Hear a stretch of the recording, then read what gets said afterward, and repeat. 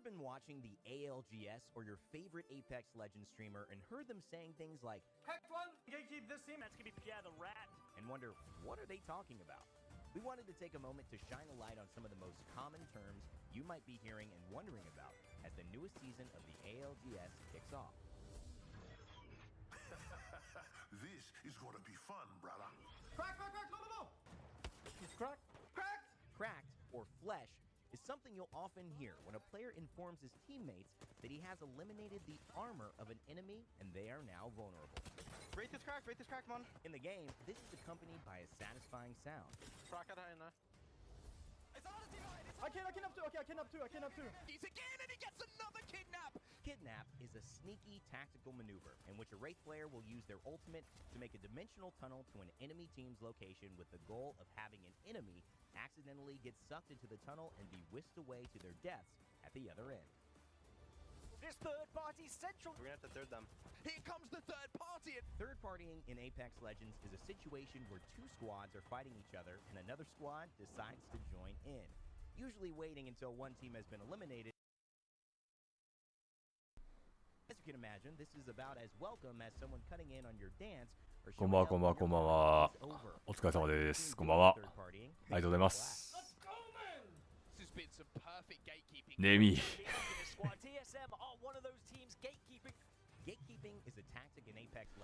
マイクの位置が定まらない。Choosing passages where teams will most likely need to go to escape the encroaching ring or other pursuers. Teams will often set traps or barriers. 今日はEMEA E の方ですね。のシャープ2。ツイッターでも言ったんですけど、ギャンビットとか、スカーズ EU とかが、出るのを見ていこうかなと思います。The goal is simply to outlive and outlast opponents, whether it is by shadowing a more aggressive team, finding a corner, or a bush to hide in, or just finding a place that's difficult to assault. Ratting can even sometimes result in a surprising solo win.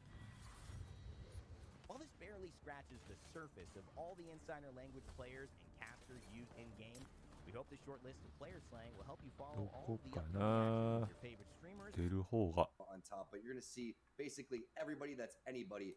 AD なので、ここですね。ギャンビット、ナビ、ゼータ。で、クリーンも出るのか。G ドルフィン、コーチ G ドルフィンがいいとこですね。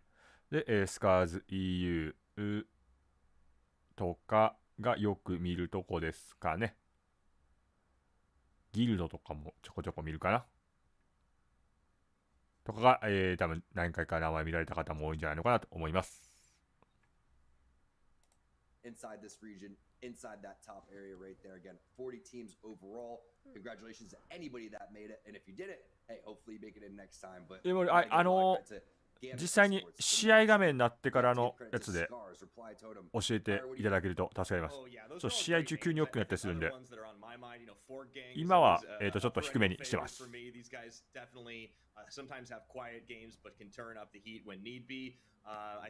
うことでは、1試合目も早速いっちゃいましょうか。Groups A and Groups D, we already saw an action-packed day of games yesterday for the EMEA region. Such a bloodthirsty set of squads. I'm wondering if the teams bringing いったこんなもんで、 will be able to match また教えていただけると助かります。 Let's go ahead and take a look as we get on to World's Edge here. Tom, you mentioned some teams to watch. I think we got enough time for some honorable mentions. Anybody we didn't list that you really want to focus on? マイコンがでかかったりします？原因下げた方がいいのかな。おお。ゼータ、ローバー入れてるんよ。元ファイヤービーバーズ。一応前シーズンチャンピオンシップ2位やったかなのチームだと思うんですけど、前回の超絶かなとかでも出られてたんですけど、スカーズのメンバーはちょっと多く出てたんですが、ナインパルス、タスクマスター選手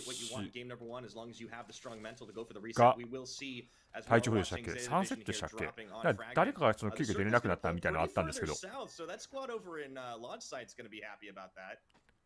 One of the things for Apex, sometimes it happens where you ここはローバ、 consistently see the ジブ、 same クリと zone. So I would almost predict ジブを another 採用してますね。 zone going into game 2 and then something that's going to bounce around. We'll see how that goes, but that proves so useful for these teams that are below that 50-yard line, beneath Harvester, etc., etc. From what I'm looking at, we don't really see anyone over towards that geyser area too, so that's kind of interesting. It's not really the best place for loot, but it's a good and decent spot to go and rotate from. About 30 seconds from now is typically when you're going to start seeing で these エイミヤは rotate around that 130 second 前回 mark. の BC And then の we'll 方 see でも exactly ローバ who's いたん at で the edge of the zone or who's gonna be ちょこ making ちょ their こ way in. ローバ採用は It's tough. You know, going all the way in from このウ the ィー north ク side 1 to で the は south いた side, っていう we'll 感じですね。 see プ a レ lot シー of ズン予選の頃とかも結構いたんですけど Oh yeah, absolutely believe it. It's also something that we saw so much out of EMEA yesterday, compared to the North American region, where you'll have something あ like とはやっぱバリ 18, キリは 19, 多い maybe ですね。 even all 20 squads in a lobby going into like the 4th round. It just doesn't happen. Teams like to fight a little early, and we already are こ seeing こ some も action. It's バルジブでレイスですね。 Not quite yet, not yet. No, just a no, little, okay. you know, just a little jab here and there. Yeah, First just bubble's throwing some gonna be rockets out. first bubble is going to be down. The thing is when you start rotating right at that 130-second mark, that's when you do see that first fight, and you don't really ever want to be the first fight in these type of instances. You know what you want to be? You want to be the last fight because that means you're winning the game. So sometimes you got to be a little bit careful. Yes, you want to pick up those early kill points, but when everyone starts rotating, that is one of the times where you have to be extra careful fighting. So it's good that everyone backed off right there, and the CJ France is going to be going and figuring out how they're going to be able to go こんばんは、ありがとうございま towards the す。 zone. One of the best ways to do that, Valkyrie's passive, just coming in late over here, checking and scouting for the rest of the team. You can see just getting such valuable information from that passive. Yeah, I mean, so many things about this legend have really made the meta shake up ever since the release, really. Valkyrie just coming out and bringing so much value to teams, so much ability to gather information and relatively でも safe, 日本の unless somebody APAC tracks ノース you の方で really, は really スクリー well ム on that skyward dive. We're gonna be, still 参加する follow チームが CJ France as 昨 they 日 move から their way 徐々に増えて down towards 今日 Fragment ほ from ぼ the train tunnel. Get a little bit of an overview here for some of the squads in the G1 southern は end. プロリーグ参加チームのみで開催されてまして G4 まであったのかな今日 G3 か Yeah, this is G4 ま gonna で be あったと exciting 思うの because で this is when those compositions 結構活 kinda 発になってき come ま into したね play here. You're gonna have a lot of teams playing Caustic. You're gonna have Lobas in the area. You're gonna have Cryptos, and it's gonna be so お fun ーギャ to ンビッ see トもオクタンなん who's や actually predicting this zone correctly and who's gonna be able to hold off これ just がハー the デッキ swarm of players that are gonna eventually come in over here. And one of the best ways to do that, keep your head on a swivel. Also, having Caustic here would be pretty バルジブ solid. で By the オク way, タン and なんや they have the weapons that they need. Having a longbow is very, very おー important. こ This こ any も type of long range, you always want to have one ローバ player が on い your る team with some sort of long range. So if you need で to こ go の and グル make ープ a play, 2チーム if you need to か hold people off at that 結 range, 構多いですね you can, ローバ but you have to be careful that again, people aren't pushing into your building, and that's why you need that poke. Yeah, and that's going to be a very ただ attractive one. クリプトは全然いないっていう感じですね Getting a look at Reply Totem right now, who are posted up over in launch site, trying to take a couple of pot shots here. As we already saw one knock, APAC ノースの違いはクリプトが全然いない Ardeki actually getting that first one, but it's not going to be enough to actually secure anything just yet. As a couple more people start tagging their way in, Reply Totem are going to try and keep them out. This is the thing that they have to be concerned about. It seems chill right now, but everyone's going to go and want your spot. So you have to make sure that you're hitting your shots, having a presence, and making sure that you're not really wasting your ammo. And that's why I love the discipline on not shooting those flatline shots. There's really no reason to go and waste that ammo, especially when you need to hold that down for quite some time. Taking a look at Guild and what they're doing. One of the teams that's going to be playing Edge. And you'll notice with these pro teams, if you're going to play Edge, you really have to play hard Edge. If you end up going kind of in the middle, you know, becoming the meat of the sandwich, and you end up kind of just griefing yourself in terms of making yourself a little bit vulnerable from your surroundings. So Guild's going to take their sweet time. They're going to just continue to check ギルド everything around them. eSports ってとこに入ったん And か without the Bloodhound meta right now, makes things just a little bit more exciting. Absolutely. Now, speaking of Guild, you know, I'm hearing we do have a couple of words from Matafe. Let's go ahead and take a listen in. My teammates are Horizon and Silta. Horizon is our newest addition. He's playing on a controller. We have never played with a teammate on controller before, and we are very excited to. 誰すごいささやき声で喋ってるのは誰 The second teammate is Silta. I have played with him for a long time, and we have before been rank 1 ALGS points together, and we just have an amazing.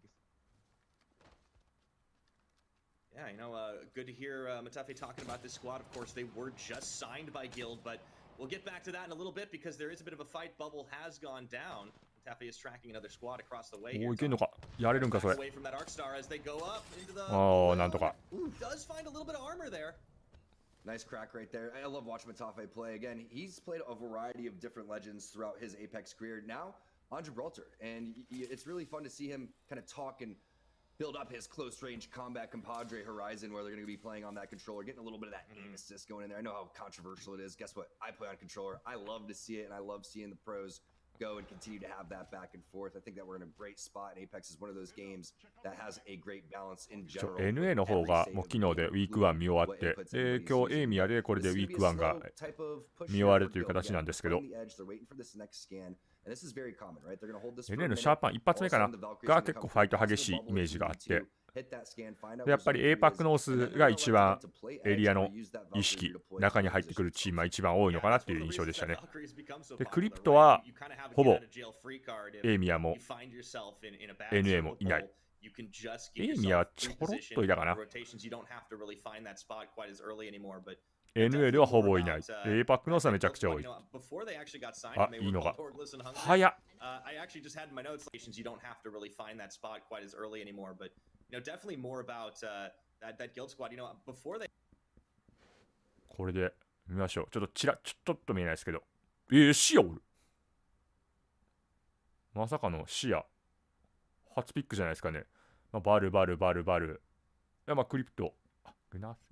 で、クリプト。3チームかな。今見える段階ではクリプトが3チーム。で、基本バルですね。基本はバルキリーがもうめちゃくちゃ多いですね。基本バルキリー採用という感じですね。で、バルジブにプラスでレイス、移動系で使っているところとリーコンで使っているところっていうところと、バルジブガスは今2チームだけかな。バルジブレイス、の方が多いですね。で、ローバ採用が1、2、3、4。なぜかローバ採用が4チームです。っていうような感じになってます。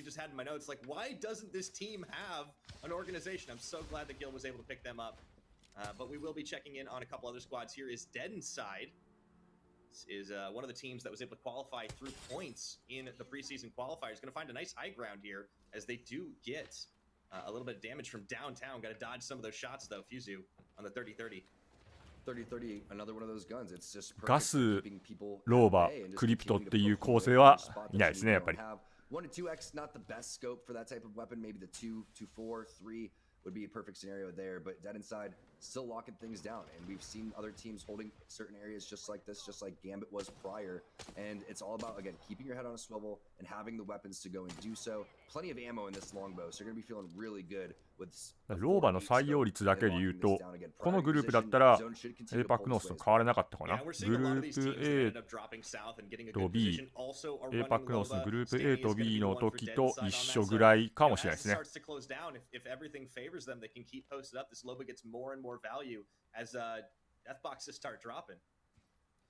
Now we take a look at the edge, and yes, we are just minutes into this game, but we already have 3 players down. That means everyone's playing extremely disciplined. Everybody knows where each other's landing. Most likely, the teams know where they're going to be rotating too. That's how much research goes into this. All the teams so familiar with one another, and that's why you have to play so extra careful. Now you enter these choke areas, and you never really know exactly where teams are going to be posted up. You may want to stay here and gatekeep to see if anyone's going to be coming behind you, because this is one of those instances where you have to start pushing the zone, but you're worried that you may end up getting flanked.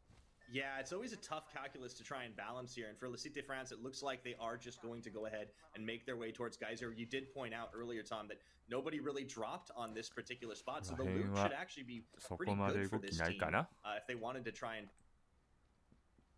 Not far away at all, but you have to be extremely careful that you don't take a ton of damage. But here comes the send. You can see a couple players pushing on over towards the side. You could have another player that's getting shot over towards the side, so a potential third party too. Means you have to take this fight almost instantly. Guild now showing up. Here we go into the bubble. That's going to be popped down. They're going to try and match it here. And sliding and gliding, in comes Matafe as he was able to get a little bit of damage and one knockdown there onto Smegito. That should be enough to get the finisher on the thirst. And now they're just going to be looking to hunt down the remainder of the 69 IQ squad. You don't want to be the team that's going out in 18th place or 19th place, I should say. まずは落とした後、家中かな。 Quite a lot of them yesterday. This one's been a bit of a slower start. So there's the first thirst right there. It's important to go and get that player down so you can have all of the extra information being given. They're going to reset, check for any third parties this Horizon's going to take to the air. And they know now at this point, if a team hasn't came, they can go and take this fight cleanly. But the discipline, not to go and push it until they're all field, is absolutely huge. Matafe is going to actually go down here. That's not what they were looking for. If he gets thirsted, they're going to have to go get the res too. Gotta be careful, and then he's gonna have to run through that thermite. There is going to be the Valk hopping, skipping, jumping, and absolutely not enough. Ganji is gonna get knocked here. They have to finish this fight, but it was a lot less clean than they wanted. Will be able to get back up, but man, that looked close for a second there, T-Squared. A little too close for comfort. Again, Matafe, they could have really ruined their game just by a little bit of a thirst right there, because 50 seconds until this zone actually closes, they'd have to go and get the res. They wouldn't be able to loot right now. So the fact that Matafe was able to do a good job just crawling and keeping his knockdown shield up is a really big deal in these type of instances. And the fact that they were going for the 2 versus 3 and trying to close that out on the other side goes to show you they weren't interested in that one extra kill point. They were trying to get that team fight after that first knock. They've already felt really confident about that. It's just so hard to go and take down a team like Guild when they're that skilled. Matafe comes in, takes one for the team, does some damage, does a good job staying alive. Yeah, trigger discipline at the beginning certainly pays off for them. Now we are going to check back in with the Cité France who've had a relatively quiet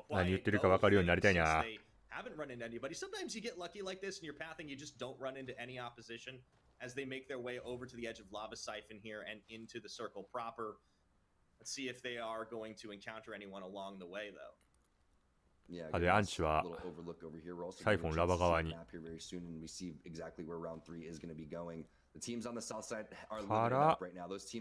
ラバシティ側に寄ってる感じかな。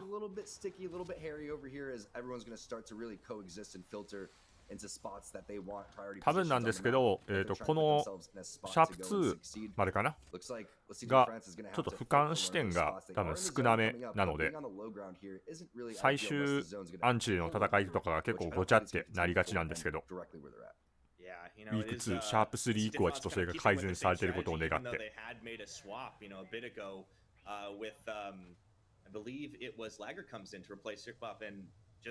Now they've kind of gone back to the same strat. Seems like it's working out well for them. So climbing up to the high ground just to try and see if they spot anybody on this one, playing really just off to the edge here as they were under fire a moment ago.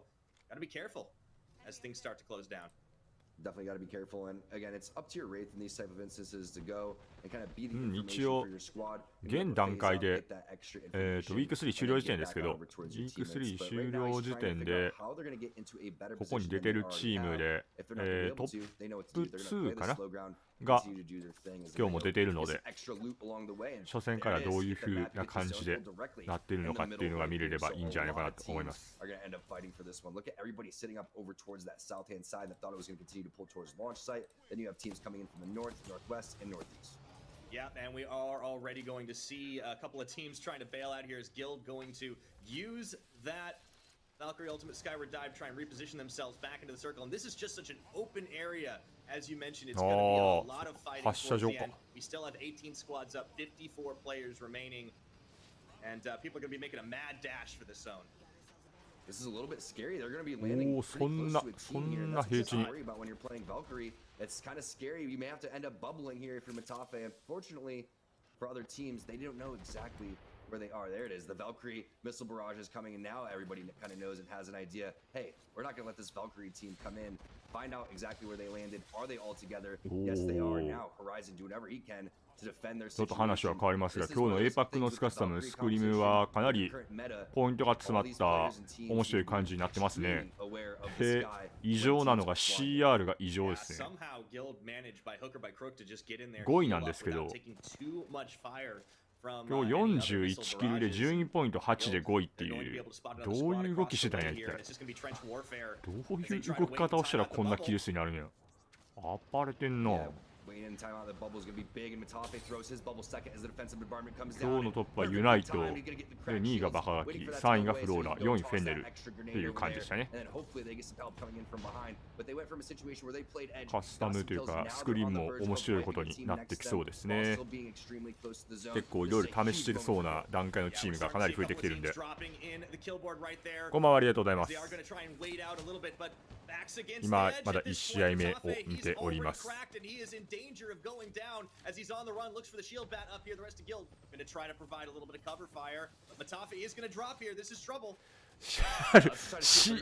ァイト面は仕上がってますね。ファイト面は。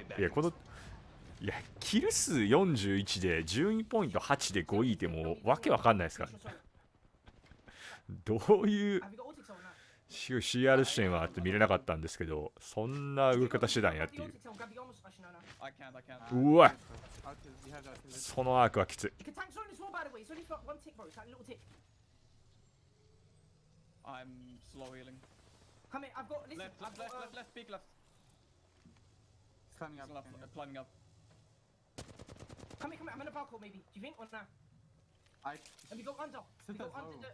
昨日、今日とでやっぱりアッシュとりあえず試してみようかなっていうところが増えてるのかなっていう感じですかね。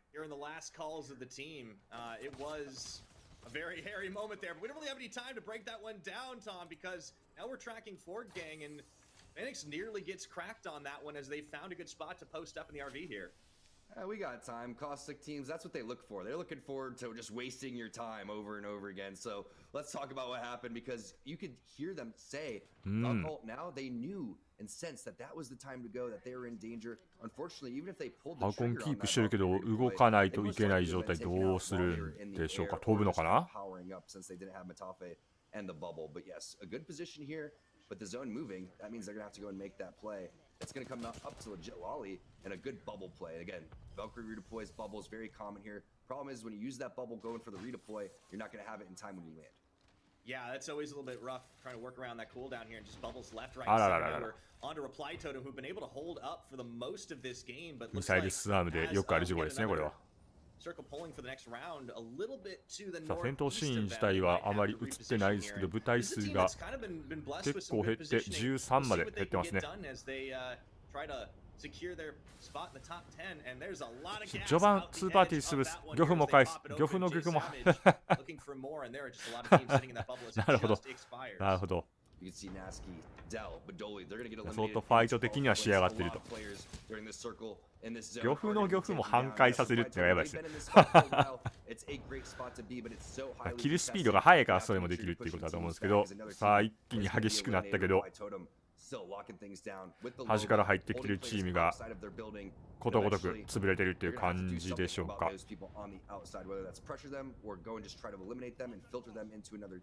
That's why you're going to see again Longbow being so useful in these situations. Hey, that was Zeta Division that dropped in that one. So out in 10th place as we are down to our 9 squads remaining. Here's Gambit. This is the team, one of the teams to watch for sure, as they are able to wipe another squad off the map. And that was Ogre, well played there on that Octane. Trying to bail out here, Mardeki. He's in trouble. Actually gets knocked before he could get out of there on the Valkyrie, and things are getting really hectic right now. May have to bounce pad him here, just lay down some sort of いやらしいですよ、そこで。この車線はいやらしい。 across the map. We'll see if they're going to be able to get that res and get the full squad back into this one after that unlucky turn of events. No Fear Gaming have a little bit of a trek in front of them. I'm curious to see what they're going to do with this combination with the crypto. Do they have the EMP? How are they going to go and approach this situation? Defensive bombardment should be coming up fairly soon as well. So they're not going to have the EMP, but they will have that extra Gibraltar utility if they need it. Yeah, No Fear Gaming, good showing from them in game number 1. This is one of our qualifier teams that got in on points. Full Italian roster here between Shex, Andy Jackson, Streamy. See what they can get done on that crypto. Drone is out. Try and get that extra information. And it's gone. Yeah, immediately taken out right there. That's what you see as a crypto player, but they did get information on where that player was. It was under the ユナイト良かったですね。非常に良かった。今日僕もそれちょっと見てて思いました。そのチャンピオン勝った時がリドルに対面勝った時でしたっけ？あそこの面めちゃくちゃ強かったですね。V3 も結構いいかなっていう。ドームのとこかな。で勝ち切ったとことか非常に良かったですね。おお、ノフィアよく取り切ったな今。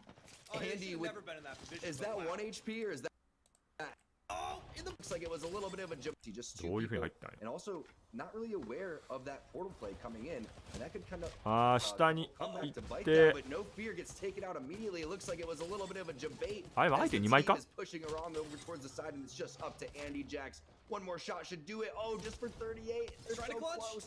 Oh, in the ノ bubble. ックダウンシールド He's got と one hit left. 自分の強さが出たって感じですね。 Oh my goodness, Andy Jax. Oh, Andy this with- 出たけど結 Is 構 that なかなか 1 無茶な HP or 詰め is that 方したな。 half HP, Byron? I can't really tell. I don't think I've ever seen anyone that low.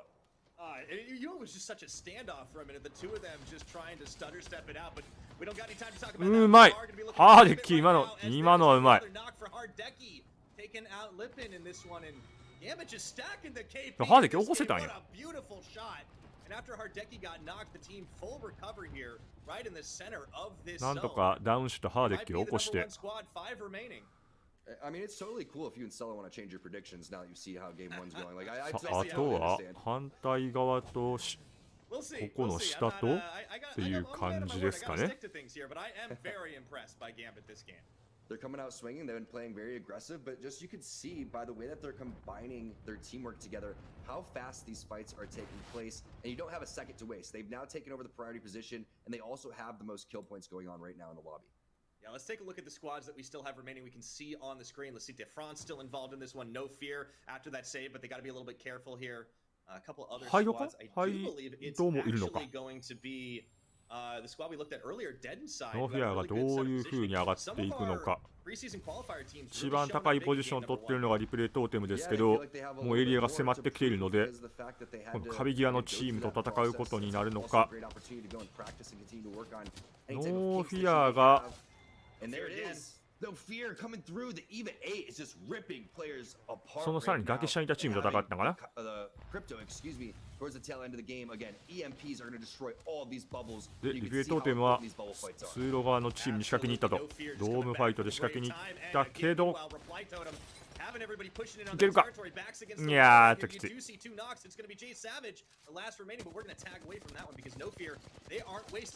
ただ、その左にはギャンビットがいるから、ギャンビット美味しいか、これは。ギャンビットが美味しいか。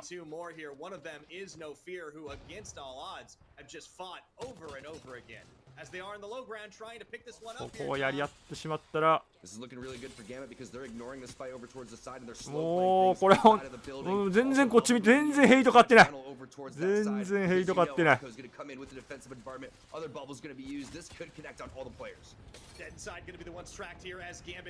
いやー、気持ちよさそう。そのウルト気持ちよさそう。あー、でもハーデッキが。ラストワンかな、詰めに行ったところですね。いや、見てから取り切ったと。全くヘイトを買わずに、最後はもう相手がやり合ってくれたのでっていう感じで取れましたね。But we talked about being passive aggressive.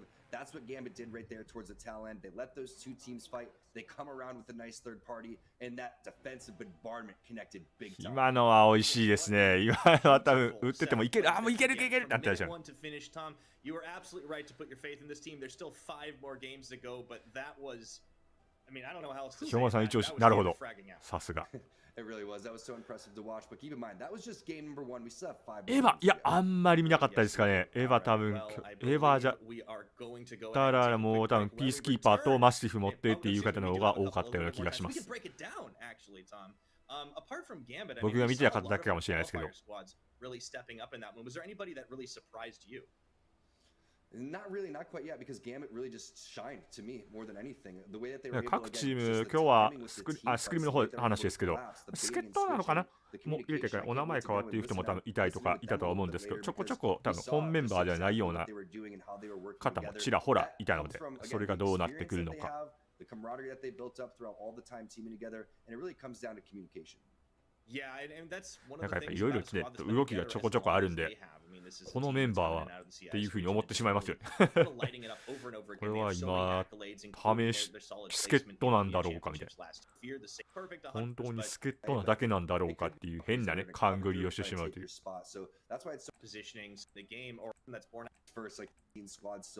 はい、というわけで1試合目、13キル、美味しいですね。13キルチャンピオンのギャンビットを決めてましたね。で、最後は、あれは、ノーフィアが2位だったのかな。通路側に寄ったのがデッドインサイドっていう感じですかね。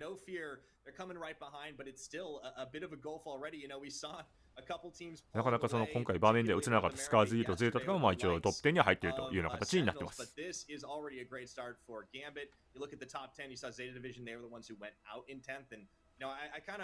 1試合目でございました。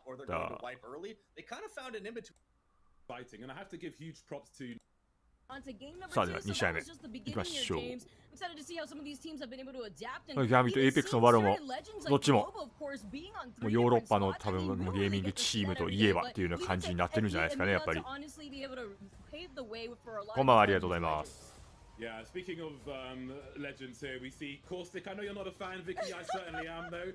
Any character who can grief and just cause you massive problems, I'm a fan of. Evil guys. The sadistic guys as well. That's a thumbs up from me. And I think that you've got to put loads of them there as well because like, TSM コーチですね。If you can just ammo dump and just take all the ammo from the small area and just raid boxes, people are taken, take all the batteries and so on. ネイタス・ヴィンスやっていう名前知らなかったっていう。ナビっていうチームだと思ってたっていう。略称やったんやナビってっていう。フルネームをここで知りました。チーム名はねよく聞いたんですけど、前シーズン間ナビっていうので聞いたんですけど、さてアンチは今回はビッグモード付近ですね。完結ビッグモード。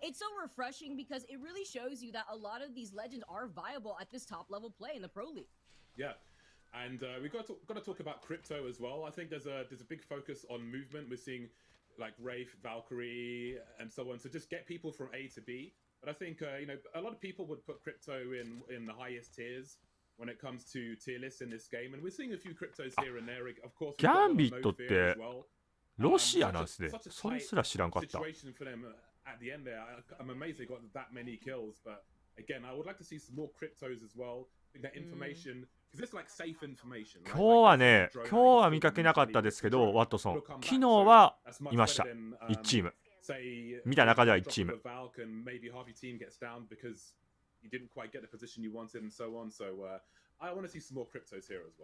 やっぱりそのクリプトがかなり多いっていうので、どこのチームもじゃないですかね、多分あまり使ってないのかなっていう。こ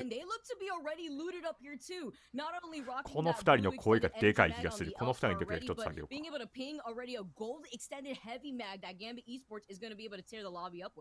Yeah, and the colors of their shields as well is fantastic. You want to get off Grey as soon as you can. Grey is squishy. Grey is almost naked. ナビはね、よくもう前シーズンからよく聞きますよね。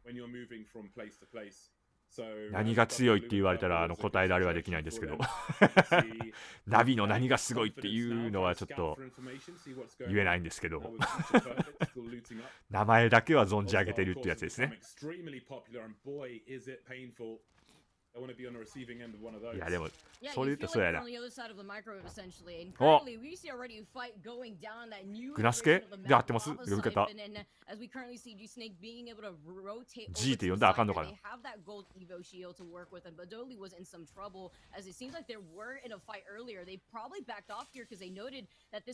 FA 中で出てるっていう感じですかね。とある動画を見て使い方によってワットソンありか、いや全然ね、その全く使えないってことないと思うんですけど、もちろん競技シーン的にのその今の APAC ノースの環境として、おおハーデッキいかつ。このクリプトがいることによってせっかくのフェンスが全部弾薬になるっていうのがね。And now noting that Badoli's in trouble with the L-Star putting in as much damage as it is. I mean, at this point, you're playing Crypto and Caustic like we were talking about earlier. And with Sir Del being the Wraith and having the portal, this may be the best bet to reposition. But it's so difficult because now. 昨日もちょっとそれでお話ししてくれた方いたんですけど、ガスはまあ置いても最悪そのリブートが来るって分かった瞬間に全部起動させてしまえば一定間はもう起動させた状態のままでなんとか耐えたりできるんですけど、フェンスその一瞬で設置っていうのが多少早くはなりましたけど、なかなかきつい面もあるでしょうし、パイロンの設置時間ももちろんありますしっていうところがね、競技シーン的にとは思うんですけど、そのエリアを広く取るとかっていうその威圧感とか家中で来させないっていうところは、もちろん昔のワットソン環境を見てるんでみたいのはあるんですけど、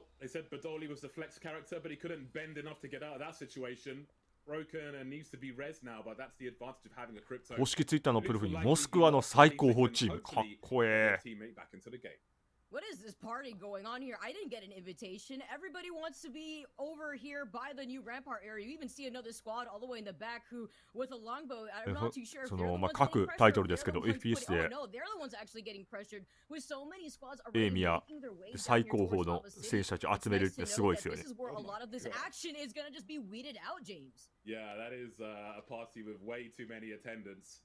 So I think there'll be some expulsions soon, and I'm looking forward to that. まあこのウィーク1だけですけど、 Round one closing. So, but some others there's some chill, but there's no chill in Big Mord, and we're seeing the problems now. People crawling all over the place, hands and knees in the mud, and surely RPR がウィングマンでっていうのだけは見えた。どこで might see a team wipe soon.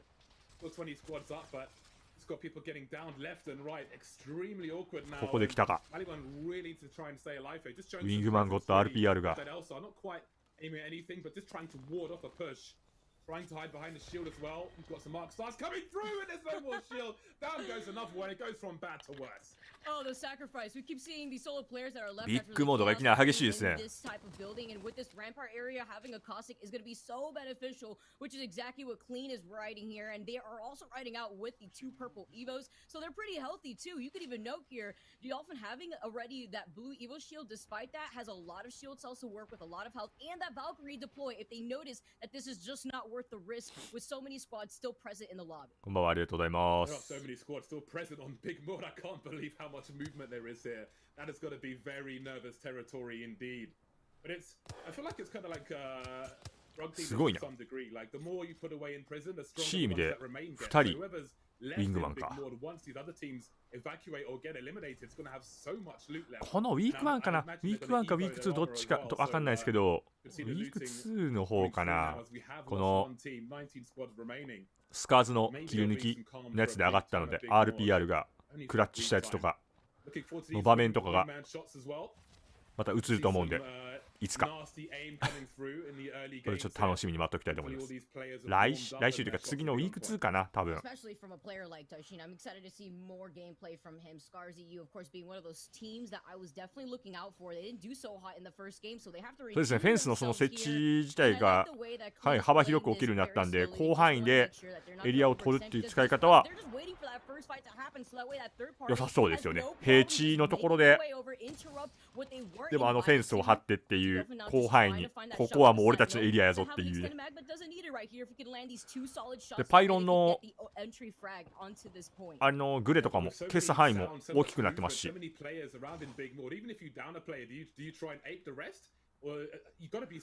もう本当に唯一の敵がリブートって感じですよね。い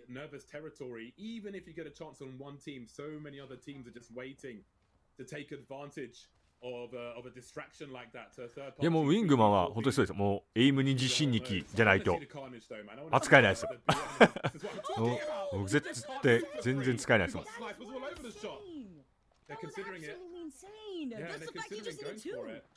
That was just 2 shots that he needed right there. And honestly, I don't expect it to go for it here, James. At this point, you're putting yourself at risk. Giving up the fact that you're in this cover and seeing that there's so many spots in this area would be so risky. いかつ。 Oh my god, that is so satisfying. Apex is a very satisfying game. Even watching and not playing, man, it feel good. Just watch those shots get landed. And again, they've come in hot, certainly. こういうのが世界大会でスナイパーの名手対決みたいなんで取り沙汰されたらすごい面白いですよね。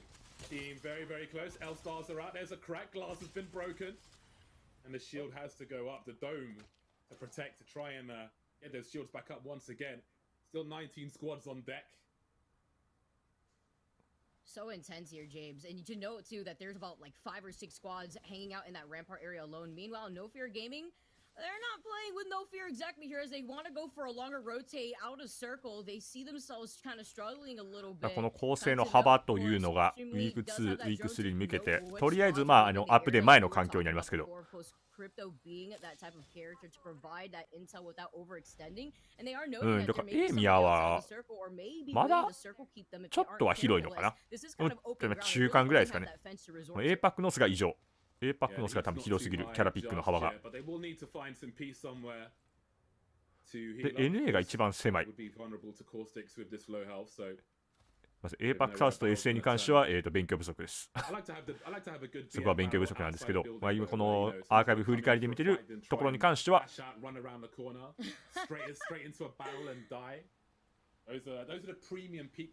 このウィーク1では、そういった印象になってます。がキャラピック、ここからまたウィーク2、ウィーク3で増えるのかどうか。からの11月21日のウィーク4では、どう変わっていくのかっていうところが一番楽しみな部分ですけど、結構やっぱアッシュ試してるチームが多いので、何チームかはアッシュを多分本番でも見ることになるんじゃないのかなと思います。Yeah, I love me some charge rifle as well. Just shreds shield cells, man. Like it might not get you as many kills as a longbow, but it will certainly weaken a team out of there very, very quickly indeed. And look how much damage was taken in that split second. Very quick on the trigger finger there to just propel. 建物このそうですね。やっぱガスの方が脅威でしょうね。Well, this is もう威圧感がすごいですもんね。ガス一回プシューってなんか反応してからうわガスやんってきつってなりますもん。どう攻めるよっていう。This round is closing soon, so things are going to become awkward here extremely quickly. And No Fear Gaming has just played this rather slowly. They do know that there is another team, of course, in this building that they try to pressure out that are holding the high ground. But essentially just taking up some real estate without paying any sort of rent here. And No Fear Gaming, they're okay with that. They have the portal if necessary. That's basically their only mobility option here, of course, while having the Gibby and the crypto. My only concern is how this top squad is going to have to deal with this. They don't want to drop down, of course, on this squad. NF が同居してて、ゼータが反対の建物にいて、駅にっていう、なかなかの混雑具合ですね。I'll be just having a look at what the climate is around them. I can just edge forward and again, just pestering. Charge rifle's so annoying, trying to avoid a different team and they're just like the charge rifle's in a neighbor. 確かにオクタン採用チームはやっぱアッシュですね。Who they're trying to get away from, which is why it's a fantastic grief machine.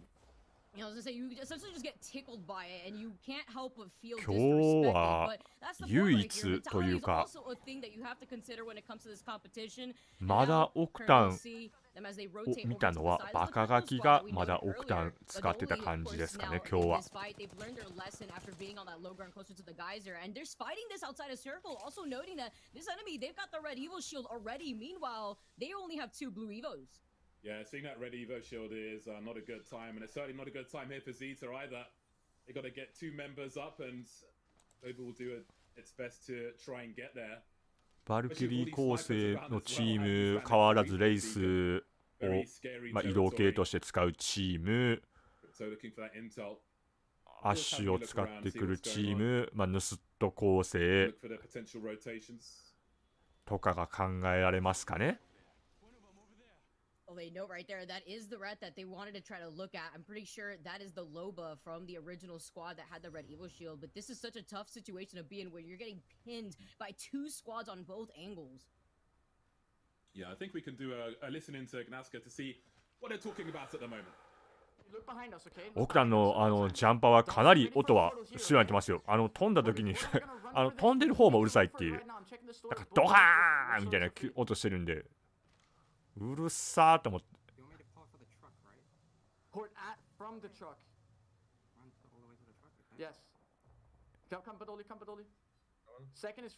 それで前回まではやっぱりそれで飛距離ももちろん短くなってますし、音ももちろん出るようになってるっていうので、奇襲がしづらい。やっぱ音が全然しなかったっていうところで、一気に詰めていけたりとかした部分もあったんですけど。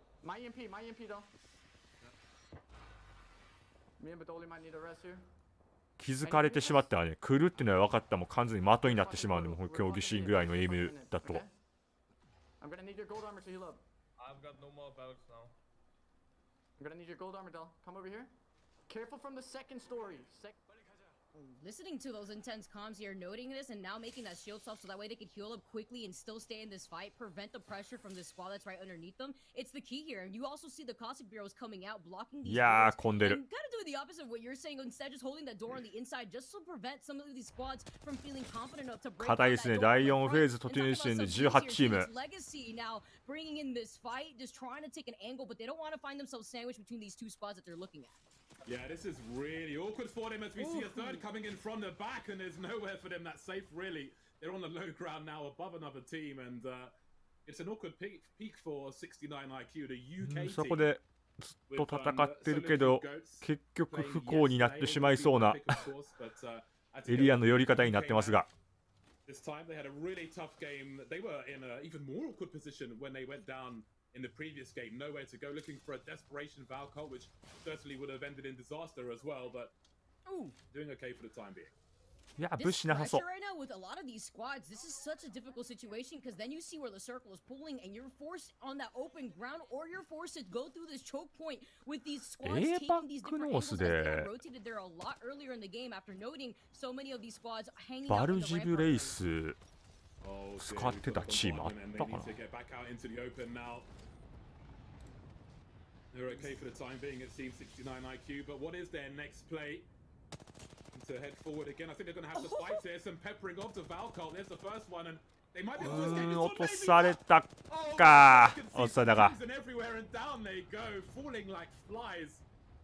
That is utterly brutal.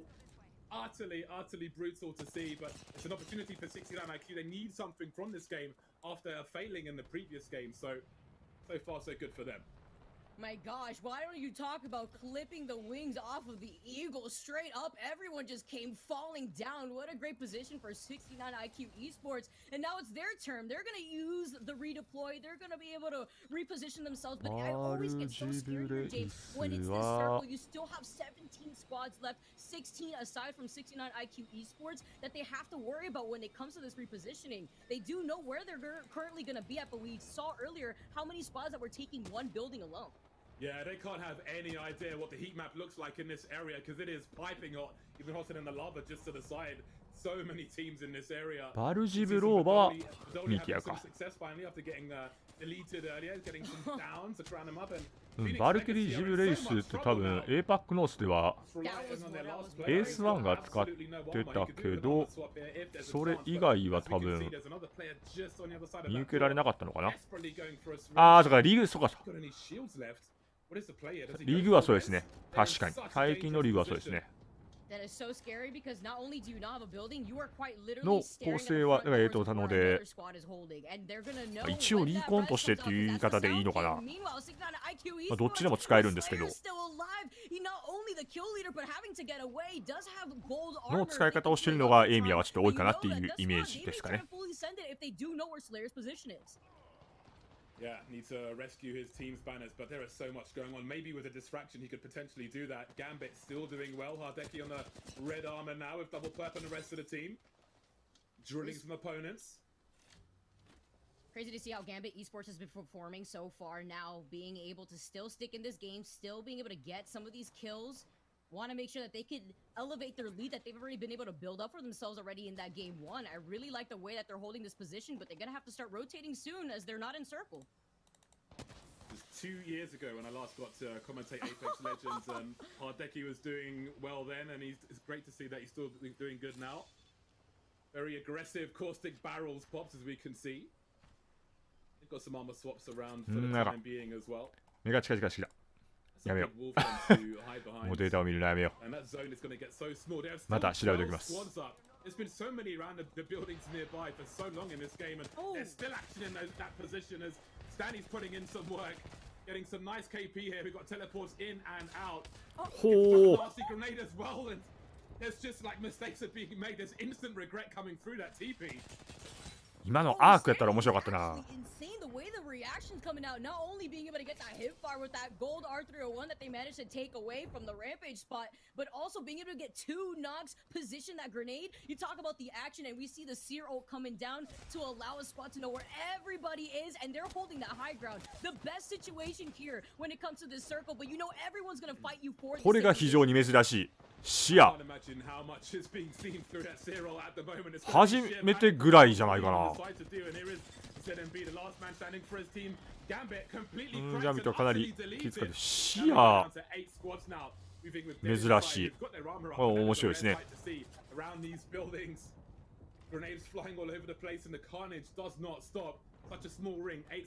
エミヤと NA どっちが強いのは分かんない。それは分かんない。本当に分かんない。それが分かるのが1月のプレイオフです。やっとそれで全員同じ条件で戦えるので。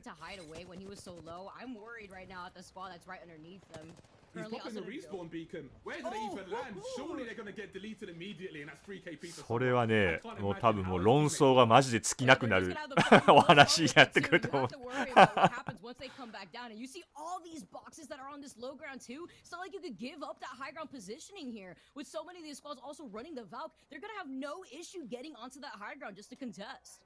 Yeah, and what about the team immediately below ZMB? Maybe they just go for a push immediately. Oh, okay. That's a very risky grenade, but we'll see if it pays off. Able to heal up.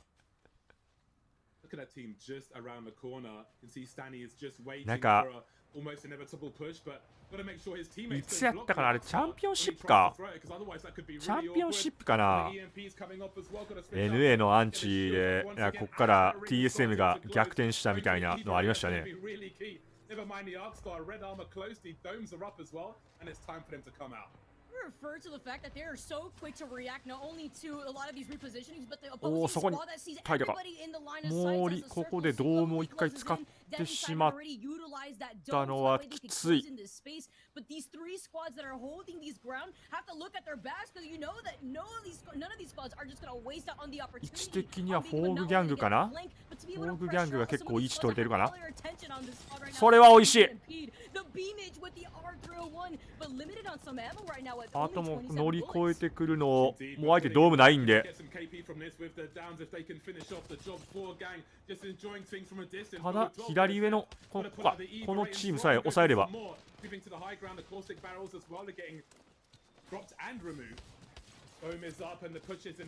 やーガス壊せんかったらちょっと痛い。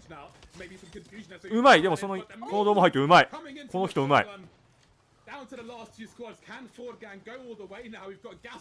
いやーこのガスはめんどくさい。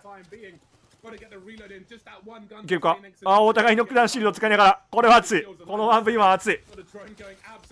おお取り切った。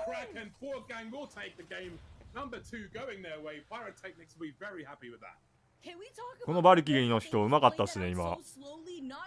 その前にドームファイトとかもすごい綺麗。ダウンシールドを使いながらの 1V1 熱いな。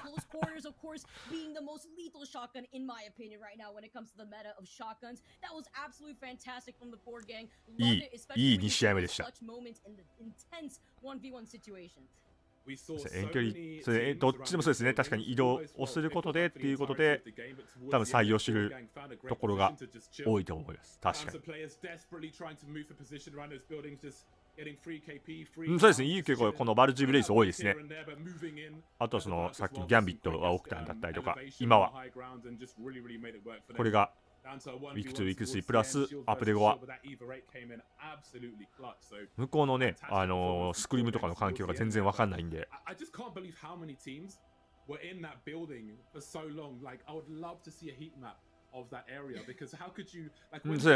ップスそうです。レップスがめちゃくちゃ強かったやつです。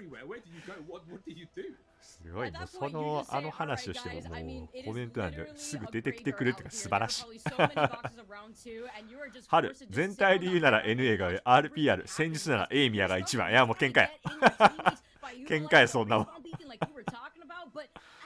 What can you do when you are on the high ground and the circle is not only pulling away from the building but forcing you to just walk? お互いに自分たちのリージョンがトップだと。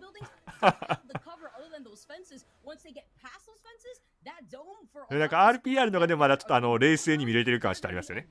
戦術ならっていう、やっぱそのチームとしての戦い方ではやっぱりエイミアだと。でもバロラントでもそうですけど、この NA とヨーロッパの対立じゃないですけど、煽り合いというか、昔からのね、その流れがあるので、その争いっていうのも面白いですよね。そこに APAC ノースがどうやって絡んでくるのか。で、2試合目は4ギャングが8キル1位。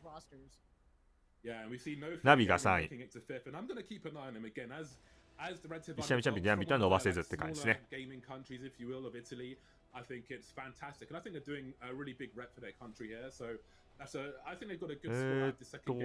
試合目終了時点のは出ないかな、出てなさげかな。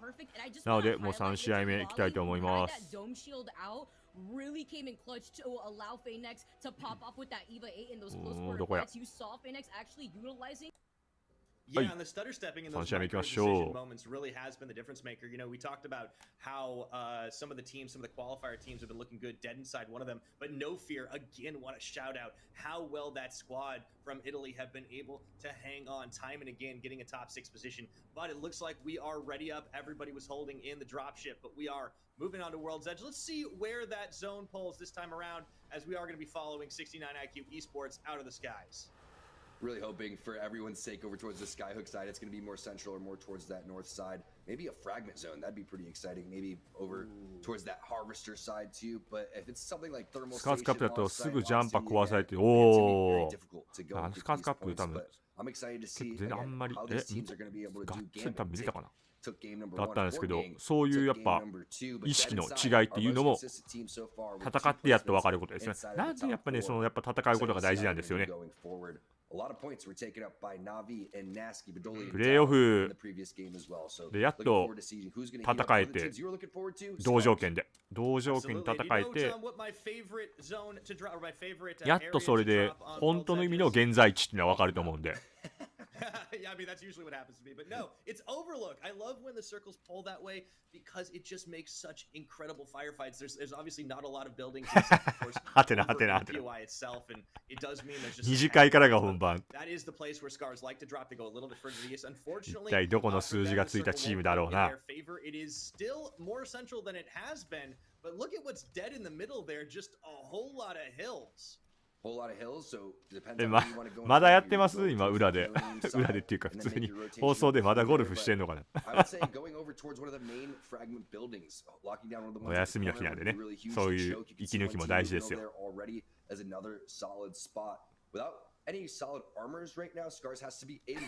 RPR のクラン名みたいなの笑ったね。クソガキクソガキクランが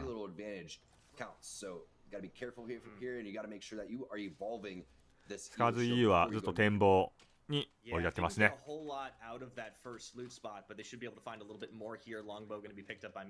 チーム一応なんか決まったという噂でしたが、どうなんでしょうね。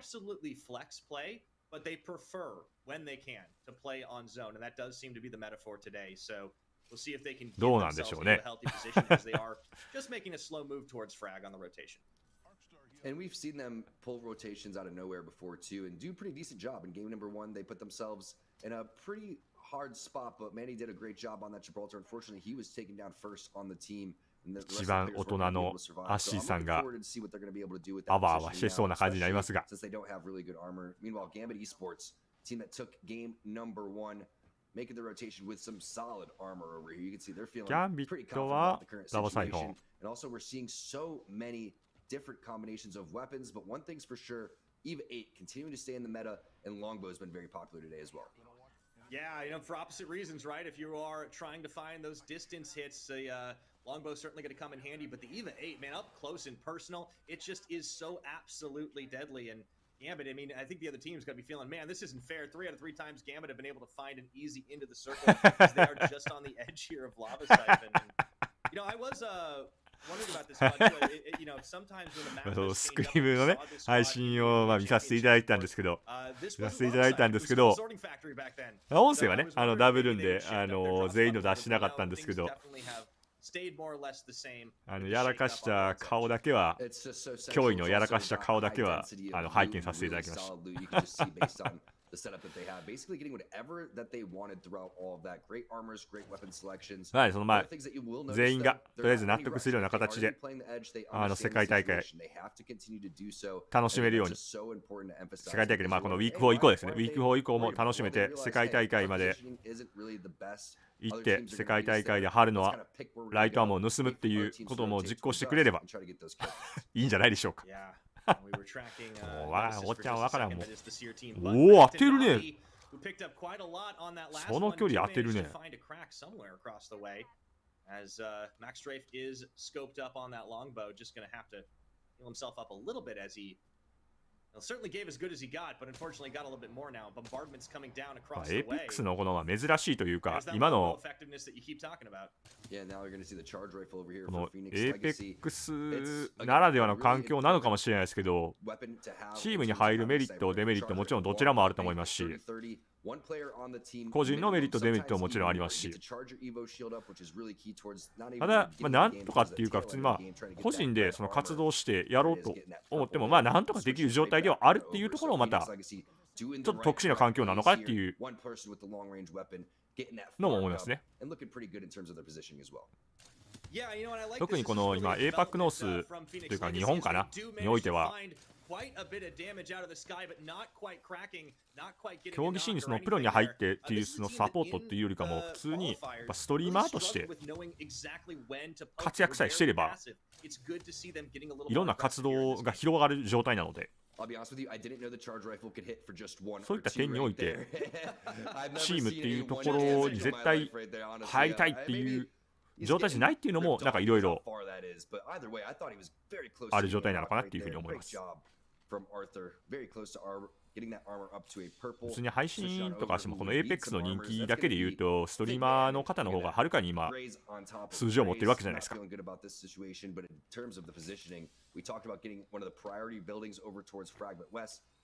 Apex のそのうまさだけが伸びるということではなく、配信のコンテンツとしての Apex が人気なので。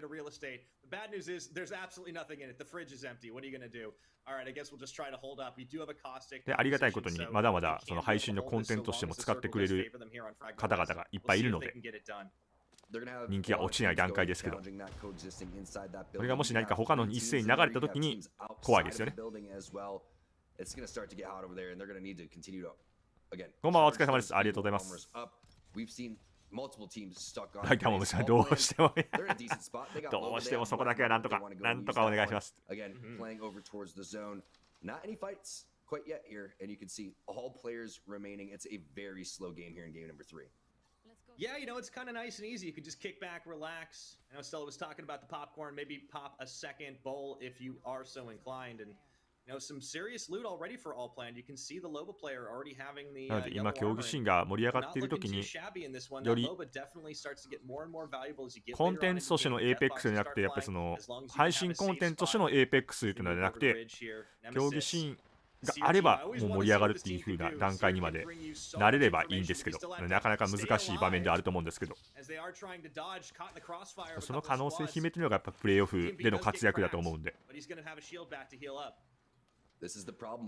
特にしかもこのスプリット1に関しては APAC ノース非常に恵まれた状態なので、10チームもいけますからね、世界に。40分の10が10も見れるということなんで、非常に恵まれているので。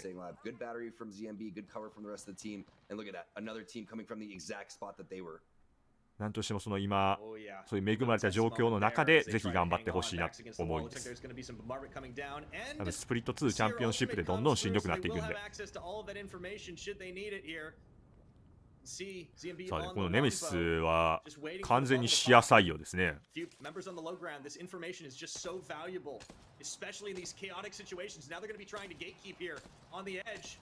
holding teams from getting out and into the circle, but they've already lost Clone. Nemesis down to 2. That's a fight that you can't lose. The other team is そうなん on です the よね。 run right 結 now. 局 If you're hitting 今 these shots, if you're ZMB, that'd be huge, but portal 意欲 plays 的 have に been その used. 競技シーンの You're 選手でも already 意欲 getting 的に guns, 多 you're not gonna have 分 the bubble. I'm not quite sure if he had the defensive 配信だったりと environment か either, 活動して but る I っ don't ていう see と how ころは we're ま able to lose あ that 後 fight 々 when のことも other 考 teams え running てっ into て the いう zone, こともあると all 思うん three ですけど players split as well.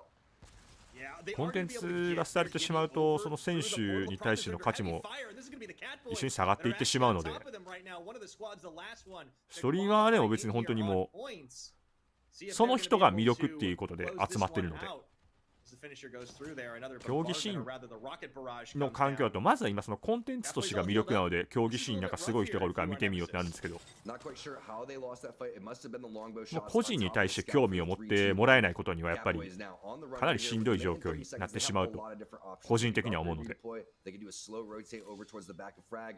There's a lot of different options, and I wouldn't be surprised to see if they test それ all こそね the も waters. That's the time you go and make your play. There's no use of taking another uphill battle. Just make your rotation. 今 moves 日 a 本 little の bit 人が easier, その take 今 more コメン points ト when に you なっ can, てますけど and 海 keep 外 going. プロを見に行ったりとかってあると思うんですけど海外の人がその日本を見に来るっていうことも増えてくればいいんですけどねなかなかその逆輸入っていうかないじゃないですか今それがあるのクラリクスンぐらいじゃないですかちょっと特殊ですけど彼の場合は We are into round 3. This is the calm before the storm here. This is 競 one of 技 those シーンの instances 選 where we 手 did say で that it's 今 slow, but the slower そうですね the 海外 game プロ見に行く is, 日本 just プロ means 見ない the っていう more 人が多いので explosive その the 世界 game 大会 is で on the tail end もう because やばいやつがおると everyone's gonna start layering on top of え each げ other. つない日本 Teams 人 are お gonna る start なみたいな rotating ので over towards そういう the 人がも show. 配 Third 信す parties るよっ up, てなっ third た時 parties に up, continue to happen. And you can see もう already いろんな a couple 言語が飛び teams 交うではないですけど here. I like this position. そういう風な配信になればもうその人としての魅力っていう部分でも盛り上がればもちろんコンテンツ自体は盛り上がりますしその人自身も盛り上がってまあ相乗効果でいいことしかないので calm before the storm is a very apt way to put it, as out of the choke, it looks like そうですね5対5やっぱそのこれまでの FPS のやっぱ長いのとやっぱ競技シーンっていうか競技性だけを見ると高いやっぱバトロワはまだまだその競技性に関してはやっぱ運の要素とかも絡んでくるんでいろいろ言われている部分があると思うんですけどやっぱこれ面白いじゃないですか競技シーンのめちゃくちゃ面白いじゃないですかなんとかねもっと盛り上がってせっかく面白いコンテンツだと思うのでというのもあってこういう風に勝手にいろいろやってるんですけどね自分がまあ面白いと思うやつだからもういっぱい見れる人が増えたらいいなっていうことで勝手にやってるんですけどまあそういうつながりにこういう風にコメントとかも皆さん多くしていただいてこういう風にお話できて嬉しい限りなんですけどそういうのがもっと増えていけばさらにいいですよね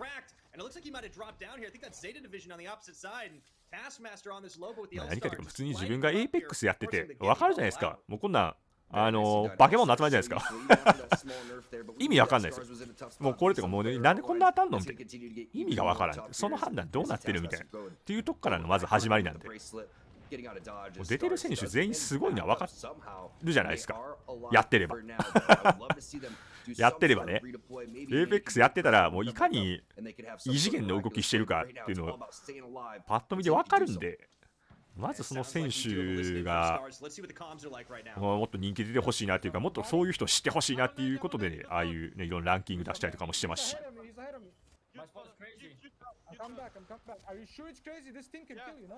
They're not shooting. It's good for now. It's good for now, bro. Nothing else we can play. I got bad. Alright, I got what's it called. Yeah, we should get what's it top soon. How long?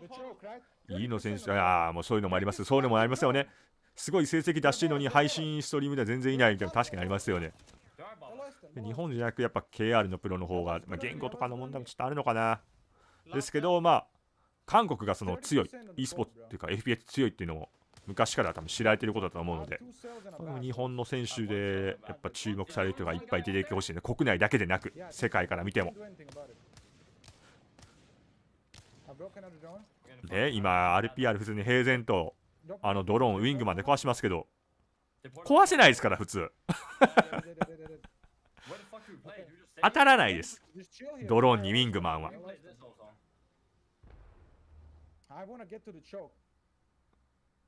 They're fighting it to choke. They're fighting it to choke with the third party, maybe. まあでも正直そのバロラントの世界大会があっていろいろその APEX がチーター問題うんぬんとかで言われてて本気で結構やばいなって思ったんですけど、今プロリーグが始まってやっぱりそれで注目度として上がってるじゃないですか。なんとか盛り返したような状態だと思うので、またこっからかなっていう、すごい勝手な意見ですけど、見てるだけの人の勝手な意見ですけど。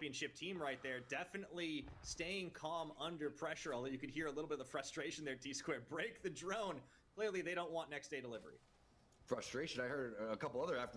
年からもう今年中はあと18試合かなで終わってしまって、次1月になってプレイオフで少しまだ期間空いてスプリット2とか流れになってくるんですけど、彼がチャンピオンシップに向けてもっともっと盛り上がっていって次のイヤー3にもつながるような状態になればいいですね。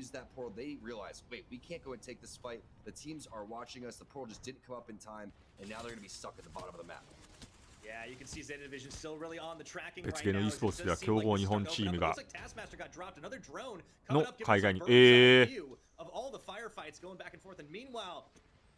あれかな CG の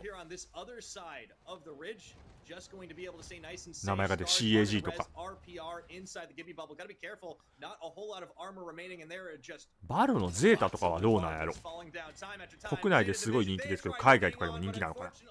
They will drop, just got a little bit too hot inside that house, and FigVam lit them up. ギルドってベッカムが出資したなっていうのを今まで教えてもらえてやっぱ知らないしね。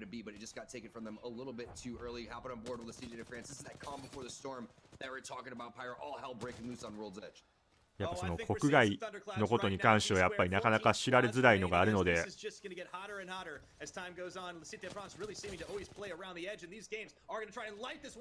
いかに情報発信するかっていうのも大事ですよね。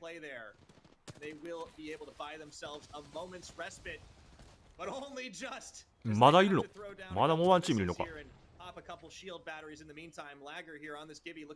かなりのきついなこれは。Are they going to be able to take them out of this one? It's hard to find the opener. Death box is left, right, and center. One remaining can't quite do it. Oh my goodness. All the two steps in the world weren't going to save you there, Fuzu. And that will be the drop. Great shots right there from the EVE8, winning back-to-back fights too. This is what happens in these instances again. もう絶対海外人気もやっぱすごいですね。As soon as one team that's in a desperate situation needs to take a fight, all the rest of the teams are going to pounce on that one. Multiple squads are being taken down. CS moves and right now season Go France feeling の themselves 時から into the zone. そうやっぱ日本チームではアブソリュートがやっぱすごいっていう感じだったんですかね。多分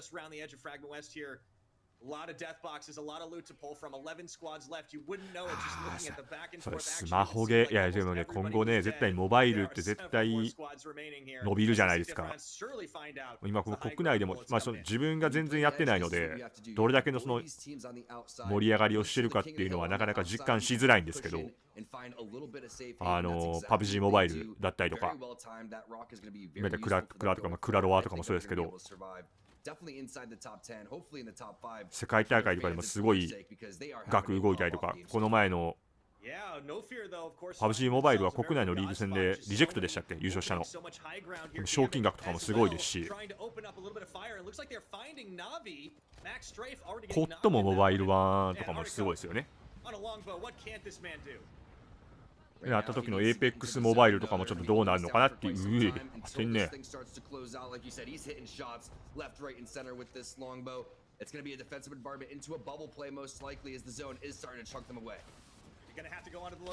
モバイルって東南アジアとかの普及とか人気もすごいですよね。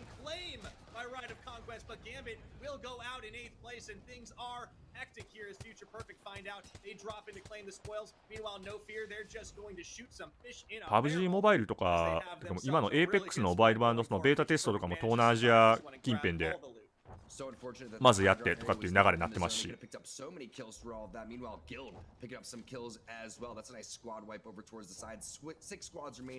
seem to be all full as well as the zone pulls out over towards the middle. That's going to be so big for our Gibraltar teams. Whoever has defensive bombardments and whoever has their bubble going down last is most likely going to win this zone. Guild continuing to add pressure though. Yeah, we saw in game さあ one, 気づけばもう残り unfortunate 6部隊 play where they just couldn't quite clear out of those trenches, but this time around, finding themselves in the top 5 squads. It looks like I think Scars might いや have ゴーの dropped 時 in は that そんなですけど one. やっぱ Double check it. I've not ジ seen プ them ター on the で map, って so なってからな they の are か returning champs. They are going to be out in 6 if that's correct. Meanwhile, Guild, no time to pause for that one. Waiting at the Gibby bubble here as we are getting into the final round in less than half a minute. And open the open ground. Unfortunately, Stilt is finding himself lit up for just a second. Gonna have to portal down. 更新なぜ多いっす多いっすだからまあ中心まあたまたまにしては多いですよねここら辺になるの The zone did pull over towards where that rock was. If they can continue to play the slow edge of this one and just push up, this could be more kills and a phenomenal game for them. Game number 3, we still have 3 more to go after this. And Lecite de France trying to get on that top of the leaderboard. エイパックノースでも洞窟からの出てきた瞬間になったりとかっていうアンチもありましたもんね FC デストロイがかなり活躍したとかもありましたさ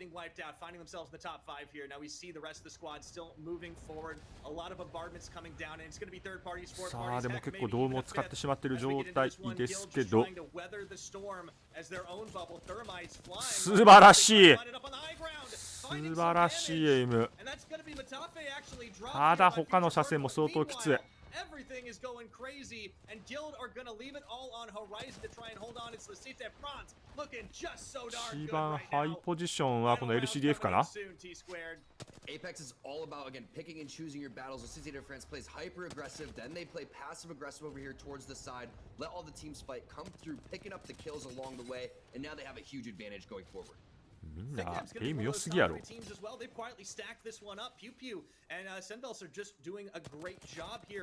さあここで一人も落ちないのはでかい一人も落ちないのはでかいって思ったら落ちてたこれはきついか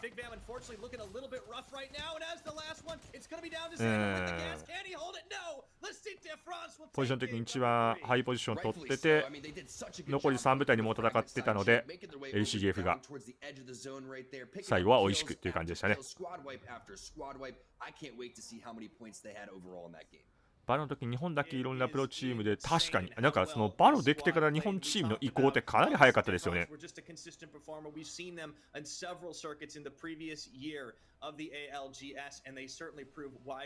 なんかまだ海外の方では CSGO のままみたいなReally just a masterclass on how to play the edge of the zone right there because of the fact that you have バロランとか確かに出た時の日本チームの移行の速さってすごかったですよねあれはもう絶対に今後こっちに流れるっていう目処があったのかどうかわからないですけどもちろんジプターもそうですけどあとあの時だったらブラックワードイグニスとかもうかなり速かったですよねちょっと後やったかなでもアブソルトジプターが多分一番確かにというおおすごい14キロ1位かなり稼ぎましたね。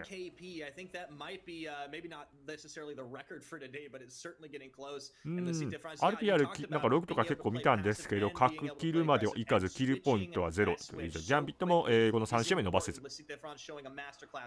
というまあ幅広いやっぱチームが活躍を見てか、このロゴがね、ないっていうので、ここね、結構だから基本的に上がってきたチーム、プレシーズン予選からもおそらく上がってきたであろうチームだと思うんですけど、こういうのっていいですよね。そこの決勝の舞台に14キル1、素晴らしいですね。総合ポイントは出ないかな。ここかな。さあ、3試合目終了時点の総合ポイントははい、ここでノフィアが今現在1位、ギャンビットが2位。で、チャンピオンと LCF が一気に上がってきました。あとはこんな感じで、ゼータとスカーズ E をちょっと伸び悩んでるっていう感じですかね。で、プレシーズン予選1位、ポイント1位やったかな、クリーンって。でもかなり好成績だったクリーンもちょっと伸び悩んでしんどいっていう感じですね。Yeah, okay, first of all, Fork Gang, that logo is so cute. I can't stop looking at it. But yeah, Tom, how do you feel seeing your Gambit Esports team at second? ここですね。では4試合目いきましょう。Yeah, wasting no time here. I really like to highlight the Sita Fonts, who actually has Lagger on their roster. The Gibby, who was the kill leader before, who has replaced Psychop, who was their original Wraith main. So having Joby 今先ほどの3試合目はうだうだと Apex の今後ではないですけど、いろいろ言ってしまいましたが、もうまずは選手とかチームの人たちが本当に活躍できて伸びていってくれて、もう全員が有名になってもらってっていうのが理想ですね。それでもう僕はもう勝手にもういろんな人のところで楽しませてもらうんで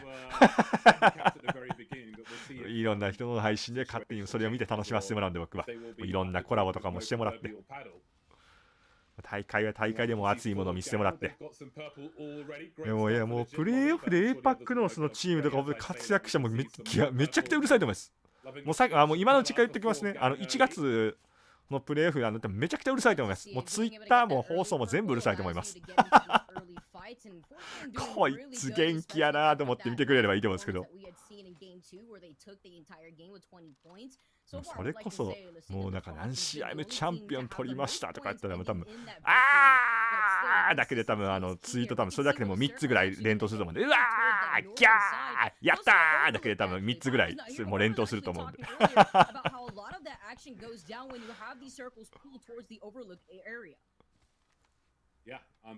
それこそ振り返り配信とかもひどいと思いますよ。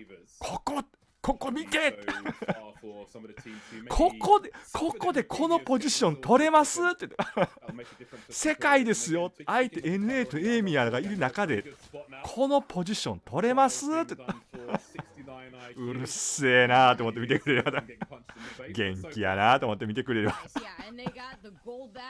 そうなることをね願って、どうなるか本当に結果が絶対出てしまう世界なんでね、わからないんですけど、先ほど言いましたけど、もしそれで例えば悪かったとしても初めてそこで経験値っていうのが積めるんで、世界と戦えたっていう経験値が積めるんで、そこからスプリット2とか最後のチャンピオンシップに何か絶対つながっていくと思うんで、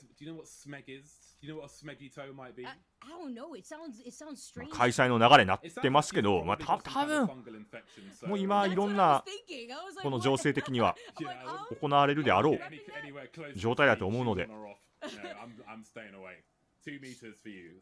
う開催地とかね、開催場所とか、そう本当にまずはオフライン、まずはしっかり開催されることなんですけど、言うてね、2ヶ月じゃないですか。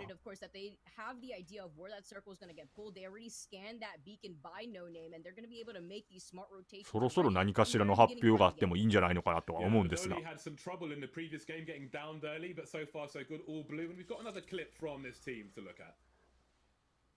すんごい仮の話ですけど、多分選手とかってパスポート持ってない子とか絶対いるでしょ。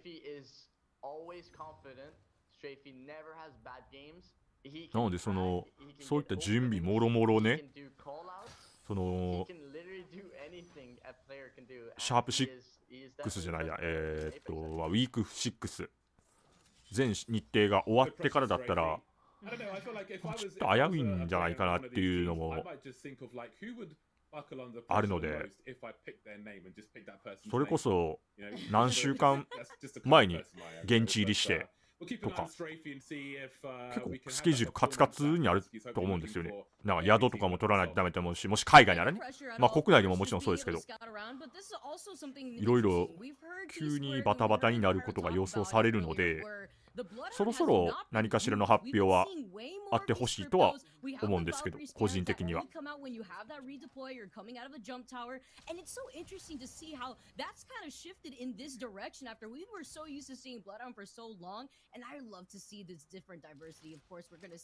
そういうのをまた今 LFT のチームとかだったら余計に大変でしょうしね。チームとして形あるところだったら一応そういったことも代わりにというか、いろいろスケジュールの段取りとかしてくれる人もいるでしょうけど、そうじゃないチームとかはまず資金集めからが大変ですし、資金援助出ればいいですけど、援助が出る順位ならばいいですけど、もしないんだったらそういうのも大変でしょうし。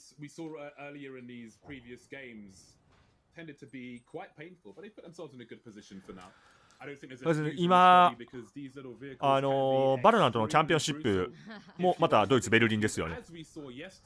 なので EU とかの可能性の方が高いんじゃないのかなという勝手には思ってます。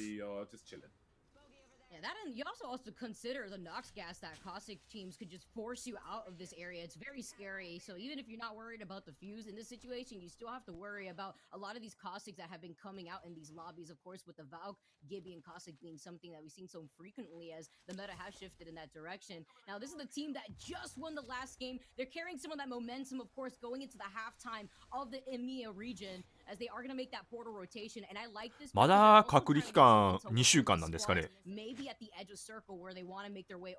一応来年になったらその海外渡航とかも徐々に緩和されるっていう風なことは聞いてるんですけど、だとしても、ワクチンはもちろん必須条件だと思いますけど、それによってもいろいろ変わってきますよね。現地でのスクリームとかもあるでしょうし。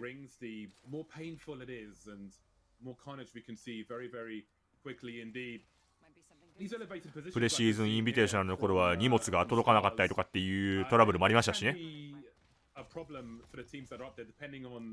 アレルさんだからキーボード壊れたって。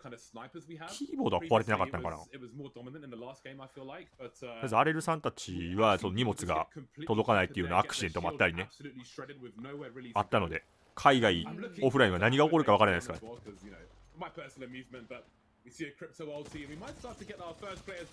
おお、これはちょっときつい。いいリングの使い方。な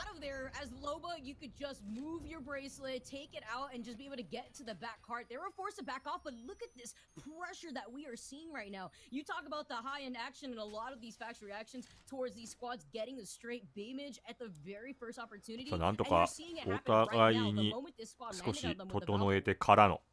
I do wonder if we'll see some grenades coming into this position now, as it is not the most ideal for Zeta Division.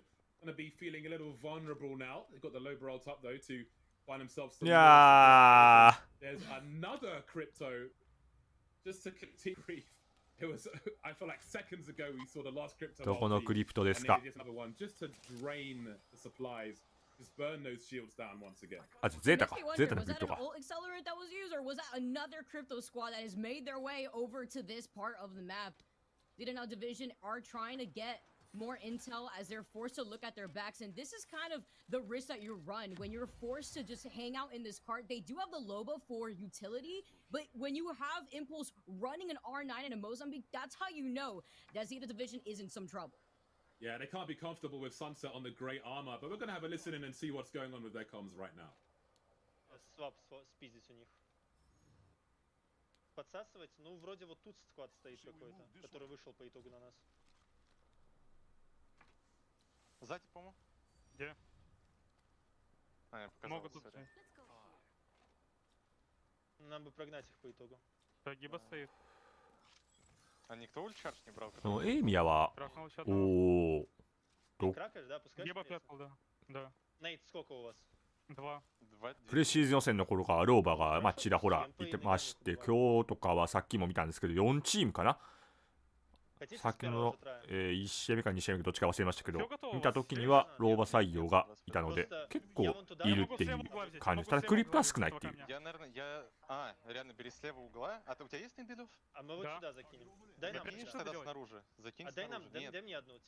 バロから戻ってきてすぐ成績残してしかすごい。ファイアビーバーズからのメンバーじゃなくてですか、サンセットって。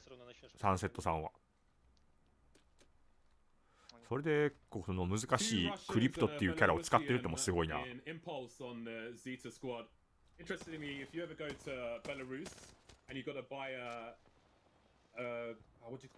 やー、すごいところに降り立ったな。おお、これは災難ですな。trying to fight for position, and we're seeing our initial downs now. Two of ゼータは美味しい。 they're going to be holding on by a thread in the meantime. Zeta Division just raiding all the supplies. Do they take pressure here for some payment? Because right now that is looking so あそこ intense. 中にいたチームからしたら Just waiting for them to get 誰やお前らって感じだ。 squad that just moved in for the third party. はーってなんでこっち来んねんっていう状況です。 Two players that are extremely low at the back end of that cart. The Zeta fronts, they recognize the situation, they back off, and they even have the portal if they want to manage to come right back into that fight without overextending. 3節はもともとギャンビットで、ファイアービーバーの時はそのままで出てて、そっからゼータに入ったと。もう有名チームを渡り当てるのすごいな。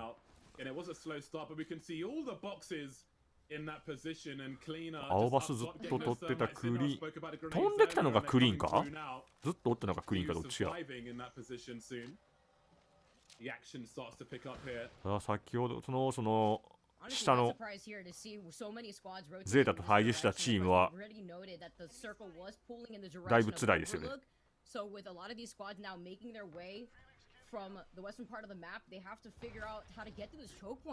いつの間にタスクマスターが落ちてるんや。なんでや。30-30。マタフェの30-30。standing here and you couldn't even put down your dome because then that would have just indicated to the team that they could just fully send it if you even had it at that point. そっちの青バスにいたのか。 Straight 30-30. Not an easy gun to use, but it stings like an STI as some of these players may be feeling. Headshots no less, utterly deleted Zeta.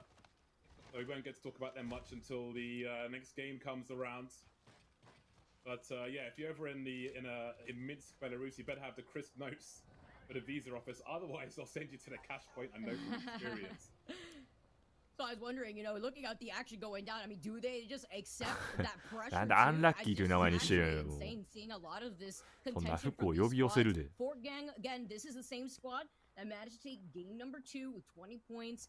I like their positioning right now. You can see how they're just kind of scouting out behind them to know any other squad trying to rotate from epicenter. And here over at No, いや、当てすぎ。 L-Star, this gun again, time and time again, not only showing its consistency, but how deadly this gun feels when it feels like you're on the other side of a microwave. ね、又吉さんも前シーズンからずっと出られてますけど、一旦現役離れてまた復帰でしたっけ、又吉さんって。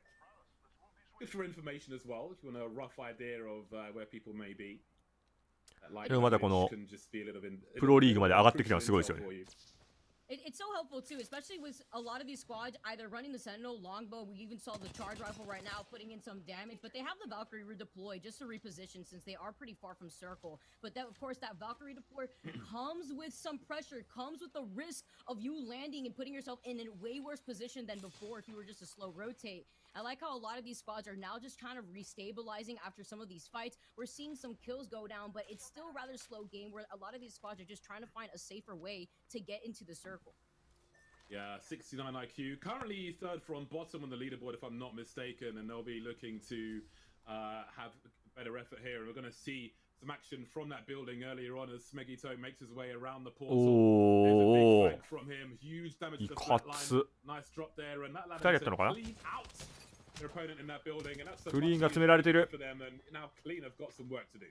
They're cleaning up right now. They have to look out. His Dolphin's the one down, so they won't really have the Gibby Dome after he's already used it anyways. They're just trying to safely get into a corner, but so much pressure going out. They're going to fully send it. Not only they get one down, but they find 2 breaks. Unlucky. Is it going to be able to be lucky enough to survive that? And the Gibby bombardment to get他チームの介入があったかな。 to get out of the situation. He recognized he's only 裏ではスカーズもキルドグ流してましたけど。 He's got much of a choice as he has to forcibly abandon his teammates. Maybe put a portal off to the backside, so maybe he could try to secure that banner.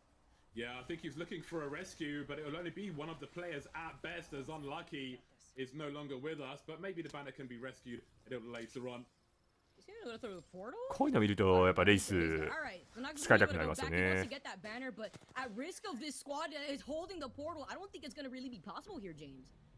Yeah, they may have a minute to consider going back for it, but it may not be worth it as all these players are hungry for more KP, so there may be some banner camping going on. You can see in red the teams that have been eliminated already. いやでも結構激しいな。 They're gone, And but there's quite a few teams remaining. 14, in fact, as the Mastiff tries to get to work here for Phoenix Legacy. だいぶきつい。それはだいぶきついけども、すでにもう血が。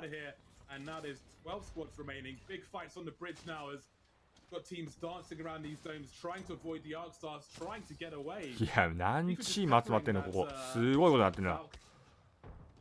Belt boost can sometimes just leave you as a sitting duck for your opponents. Ooh. It does. And yeah, go on. Well, sorry, just seeing the way that Clean has been playing so far, it just also being as patient as they have been despite losing their third. They even get the respawn coming out, James, and that was just the perfect timing because the team that was actually pressuring them, Phoenix, had gotten third party because they were making so much noise and they didn't finish that fight fast enough in a lobby that has such high stakes on the line right now. Yeah, you don't want to be the elephant at the dog show. LCDF もなんかさっきから調子いいなって思ったら今トップ5に入ってるのか。Get unlucky back into the game.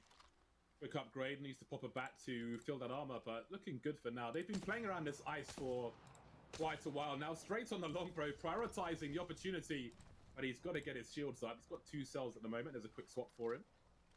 IT1 to the next Evo, not too shabby there. So we'll see if Clean, well, they've got to get their skates on actually. They were in the zone for quite a while, but as we can see, that circle is starting to close and they need to look for their next move.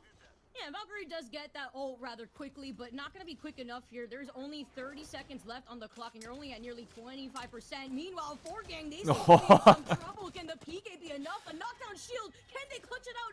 No! They do get the knock, but the gold backpack... いいヘイトの買い方しましたね。 Another squad has now managed to rotate in their direction. キンバックこういう時はすごい助かる。Great tracking from 4Gang, but too little too late there. Cut to absolute shreds and クリーンがずっとしんどそうな場面が続いてますけど、なんとか切り抜けてますね。Keeping an eye on what's around them, and they've got some rocks to play with. Getting their armor back up again. We're seeing a huge bombardment here, and people on the floor begging for mercy, but there's not often mercy to find in a situation such as this. Getting res just by an open door. We'll see if that works out for them. In the meantime, dancing around a care package is not the most ideal situation, but the dome is up just in time. And maybe it can get some heals off. I'm just seeing a whole ギルドはなんとかまだフェを起こして。自分をとこれは。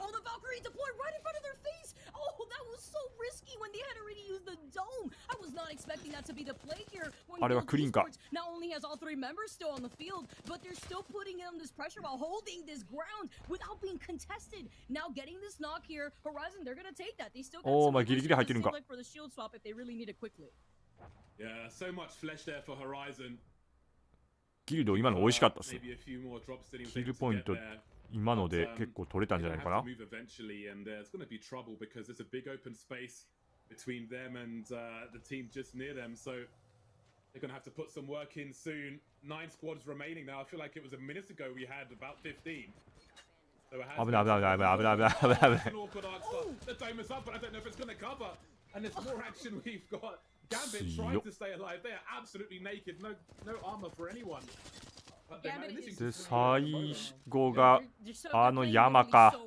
Not only so consistent, James, but just the fact that they've been able to stay alive for this long. At worst, I feel like we've only seen them lose at like 9th place, but all the grenade angles. Where do you go at this point, James? You're stuck there in the cart because they note that the circle is closed off on half of it. They're in a mousetrap. They're in the smallest box at the moment. ギルドをなんとか今耐えてますけど、これどうやっても出れないよな。No respect and surely they've got to get out of here now. It cracks a broken glass and now we got the shotguns as well. How long can they hold this position for? Oh, and they're still getting these takes off of the thermite. That is so much pressure. We even saw the break come in from Badoli, who is just being able to be a terror. Doesn't even have the notch back to continue pressuring them. But look at this. Rotating, holding shoulder to shoulder so that way they can keep up this pressure. Yeah, look at the shield swaps as well. These guys are laughing. おー、でもここで来た。ベッチーが介入してきた。 Close and personal fights around the caustic gas as well, and perhaps it was inevitable, but there might be a few more frags to go. The L-Star comes through as well. 時間かかりすぎましたかね。 Make it even worse. Badoli's on the floor, but his teammates are here to help him. Or are they? It's getting even more brutal. Nask now. Oh, the grenade absolutely deletes too, and what is going on? Navi just comes through to slap him. huge KP from that situation, and now we got 6. ギャンビットが一番高いポジションを抑えてるのかな。 Just wiping the entire squad. Meanwhile, Gambit Esports, the one squad here that has been so consistent that we have to know getting nuts and having the priority on the high ground. This is the spot you could be in right now if you are Gambit Esports. Yeah, they are so high and so close to the ring as well. That's great cover for them, but there's still carnage even up this high. The altitude, we're going to start seeing some nosebleeds. They're so high. My God. Everybody's getting popped. 69 IQ, go deep, but they're down in 6th place, I believe. これはギャンビットがだいぶ有利になりそうですね。 Nothing but pressure raining down on their opponents. And look at this weapon combo that we're seeing right now from Hardeki. The flatline, the EVA 8, they know if anybody even tries to contest and tries to climb from the low ground, you're going to get blasted in the head by that EVA 8. They're just waiting for the opportunity. They're not going to give up this ground as they should. Because this is honestly the best situation they could be in. They have every angle covered. They just have to watch out for any of these bombardments that may force them off of this high ground. いやいやいやいや、当てすぎ当てすぎ。 Where the ring is, it's working really, really well for them. On the opposite end, I think we've got Taishin who might be just trying to 詰めるか、もしかして。うわー、詰めに行った。ハー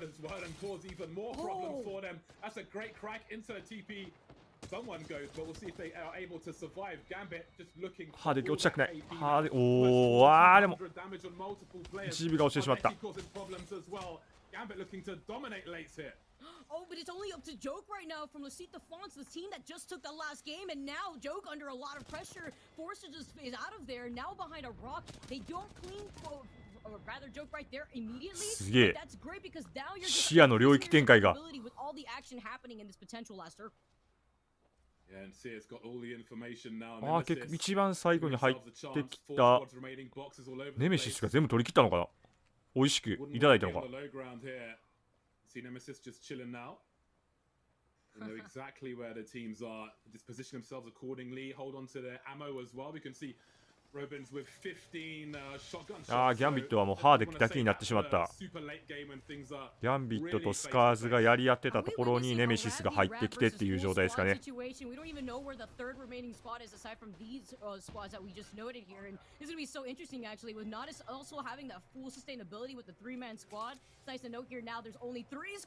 シアリで取るのかますか。 This is so exciting now. Ardeki goes down. They had the best positioning, but they gave it up so that way they could contest the other spot that had the high ground. And Nemesis now being able to hold this position is going to allow ナビスサ3人と上3人で降りて仕掛けに行くけど、これはちょっとずれたかな。おー、下のナビが取ったという。 I love the way they played that. They played that slow on purpose because they knew that they were forced to just drop down in that moment. And when you are just going to have to kind of have that delay when you are landing on the ground, that's just going to allow ドームタイタのあれですけど、少しタイミングがずれてしまったのと、ばらけてしまったのがしんどかったですね。ナビ完璧でしたね、今のは。フォーカスがすごかった。 Again, we saw some of the teams who weren't doing so well, like 69 IQ, I think made it to 6th place. We'll see how many kills they got, but at least placement-wise, that's 14試合目でした。 try and take some steps up the ladder to the second half of the table. Yeah, again, I feel like we're just consistently seeing a lot of the same teams within these last few squads. We see Gambit Esports always making it to the very end here. We could see right now, Game 4 results, not as the Navi squad that we were talking about, 9キル1、ネメシス4キルの2、ギャンビットが7キルで、ネメシス返してたら面白かったと思うんですけどね。スカーズ U との戦いと LCG がしたいんだかな、多分スカーズ U との戦いでプラスネメシスが入ってきたのでしんどかったですね。In that respect, definitely. I saw Taishin was doing some ratting towards the end there, just alone with nowhere to hide whatsoever, just like so. Want to see more from them in the next two games. で、これが4試合目終了。Still 10 points ahead of everybody else and 4試合目終了時でギャンビットが1位、先1位とナビが2位まで上がってきていいような形になってます。ゼータがしんどそうですね。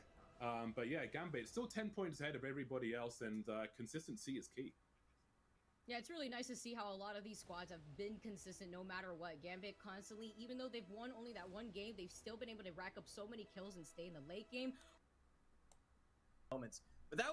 はい。じゃあ残り2試合。でいきましょう。5試合目です。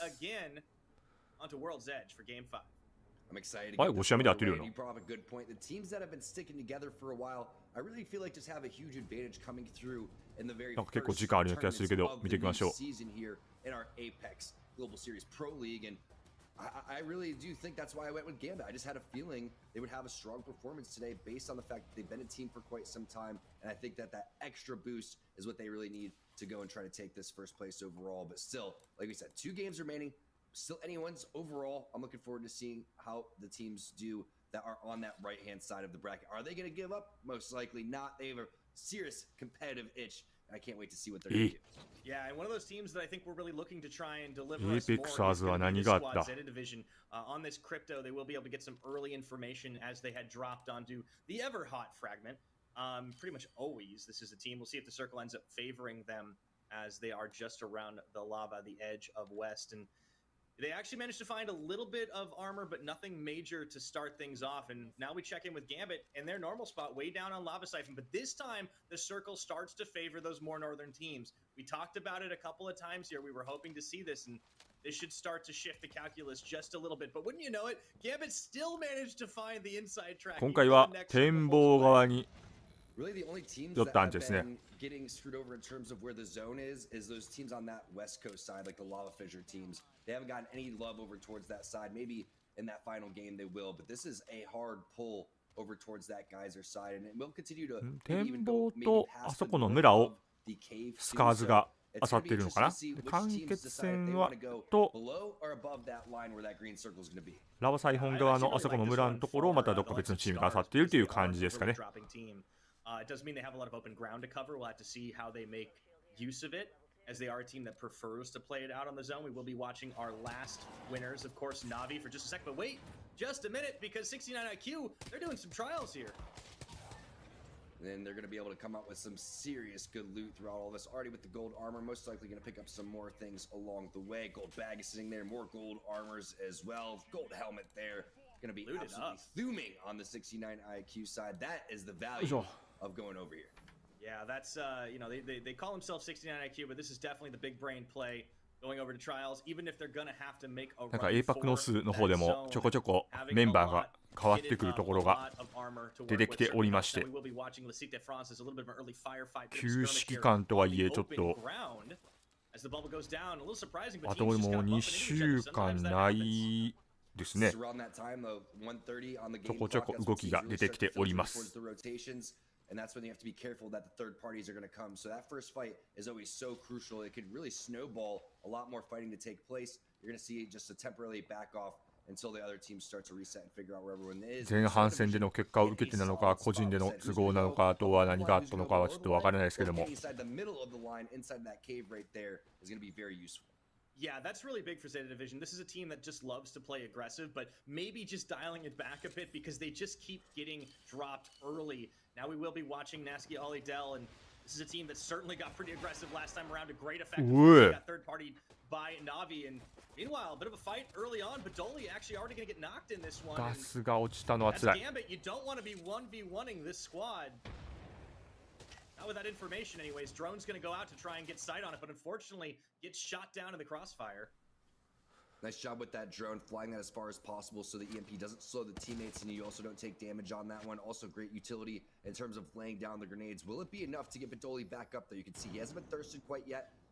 メンバー変更というか、今ちょっとちらっとツイッターでお見かけしたのは、Apexersで出たレイラさんかなが対談というかチーム離れるということになったので、今1名新たに募集という形になってます。こ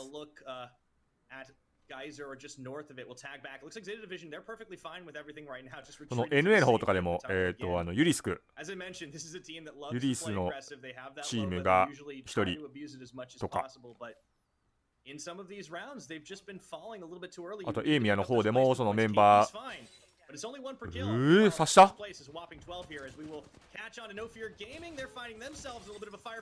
すごい刺されて向かってくる精神シーズン中にメンバー変えるのは、登録した名簿のうち2名までが一緒だったら大丈夫っていう感じです。なので1名は変わっても大丈夫っていうスタイルです。丸ごとガラッと変わって、その新しいチームとしそのままのチームとしてっていうのはさすがに認められてないと思うんですけど、2名までが一緒ならば大丈夫っていうような形になっていると思います。細かくもうちょっとあったと思うんですけど、でも原則的にはその2名が一緒だ、1名が変わるっていう風ならば、チーム名とかまあそのままの活動でっていうことになっていると思うので。ト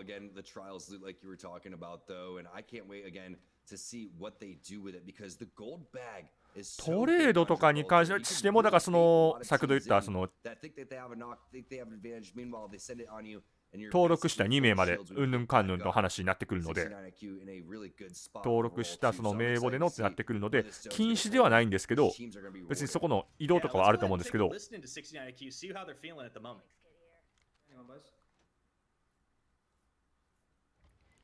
1名が離れてとか、助っ人を誰か入れて、助っ人誰か入れて誰かその変更としてっていうのは一応は認められている状態ですね。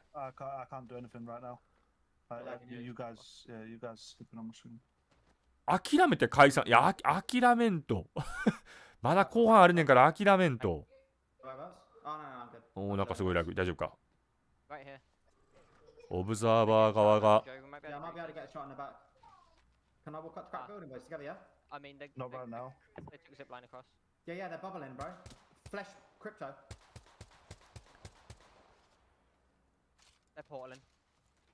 そうです。あるチーム出た人が別のチーム出るのも全然 OK です。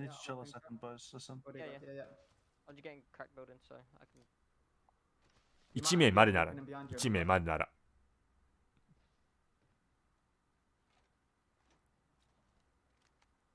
なので、その今言われたそのトレード、この選手とこの選手がトレードするみたいな可能性も全然あるんですけど、まあ、お互いにそのチーム間云々のとかでまだそういったのは見られないですけど、これチーム間同士で選手が入れ替わるっていうのはまだ Apex の競技シーンは見てないな。野球とかね、サッカーとかは全然あるんですけど。I like that because it's either one of two ways, right? Your communication either is very fast-paced and very hectic and everybody has to be on that page, or everybody has to be totally cool with the calm, cool, and collected way. One of the advantages of that is you get to use your sound cues a lot more in the actual game because you're just paying attention, and it's very, very crucial to make sure that you get those comms, clear those comms so you can go and figure out where those footsteps are coming from. Footsteps, Gambit's certainly going to be tracking on that right now. ただ単に助っ人だけだと思うんですけど、スクリームとかだったら助っ人が入ってっていうのは全然あるので、助っ人見慣れない方がそのチームにとして出てたら、おやって思ってしまうのがちょっと嫌なところですけどね。大丈夫かなみたいな。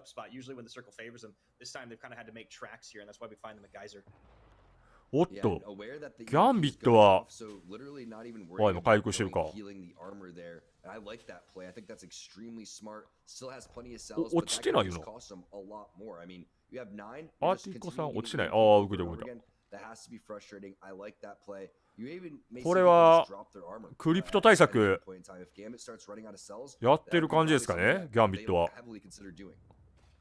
Yeah, it's another thing that these experienced, these smart squads, they've been in these situations before. ただローバもいるんで脱げない。もう食らうしかないっていうような状態でしょうか。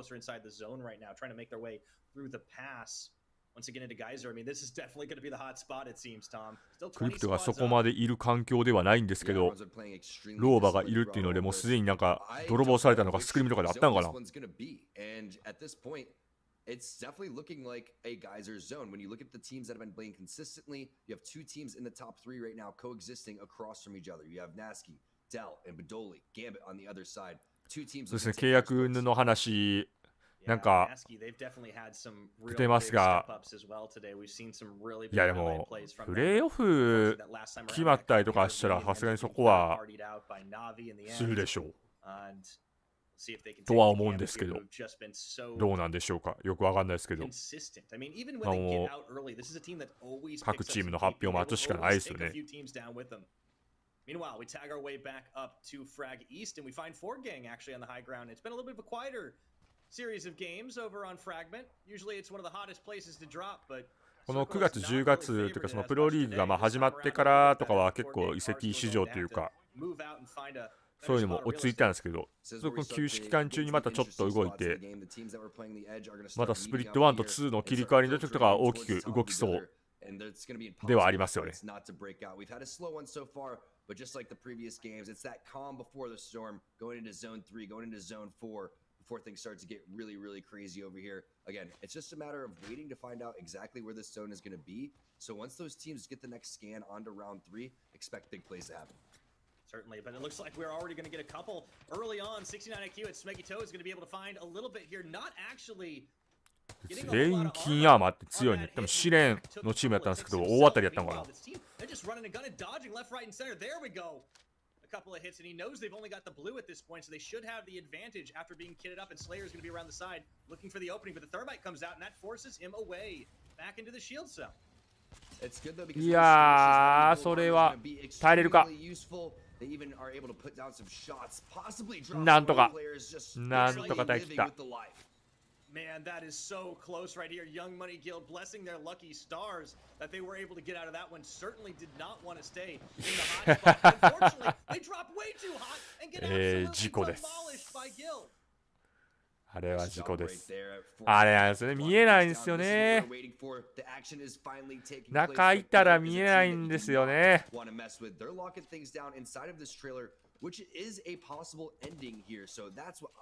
でもすでに青バスを追ったギルドに美味しくいただかれてしまいましたね。なんなら物資運んできてくれたぐらいはね、もう今モザンでしたよね。Got a whole lot of loot to work with for themselves right now, and especially because they won't be able to step out quite so easily. エリアが最終はどこになるやつや。まあ結構もう完結によるであろうと思ったチームがかなり多かったみたいですね、こうや。こっち寄るやろ、このアンチやったらっていう、これは裏切られたってやつですかね。金アーマー3つとバックフル強っ。強っ。 Again, the calm before the storm. It is about to be a hurricane over here in World's Edge. This choke is something that LCD France has been holding on to for quite some time. Why? We saw how many teams are rotating from that north-hand side of the map, trying to make their way over here. And this is one of those spots where if you are here, it may be too difficult to go and hold. So LCD France says, hey, we're going to go get out here. セルで2つ分回復って大きいですよね。 Yeah. You could always try to go for the gatekeep, but I think ALGS は飛ぶチームがいっぱい。基本的に完結側にいたチームはでも同じ場所に降りてくることになるんじゃないのか。おお、キルナップか。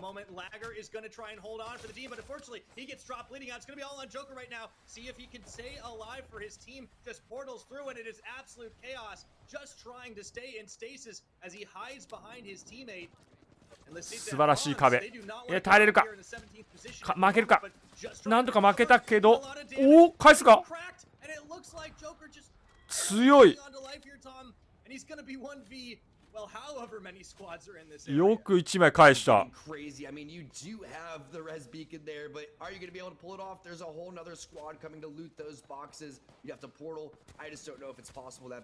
方のノックダウンシードをうまく使ってよくバッテリー巻き切りましたね。In go Catboys and down drop some of the members of Guild.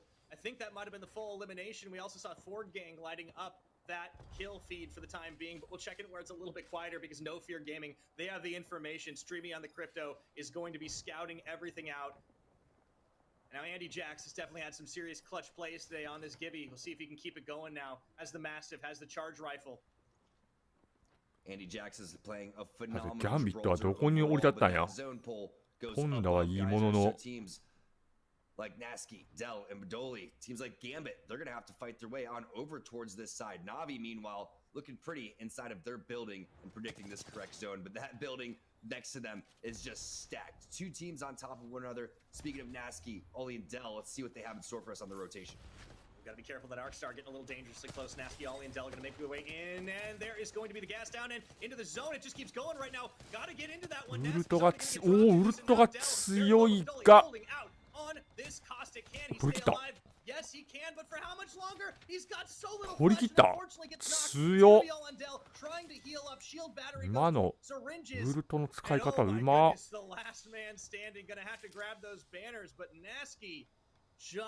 Fighting their way into the zone.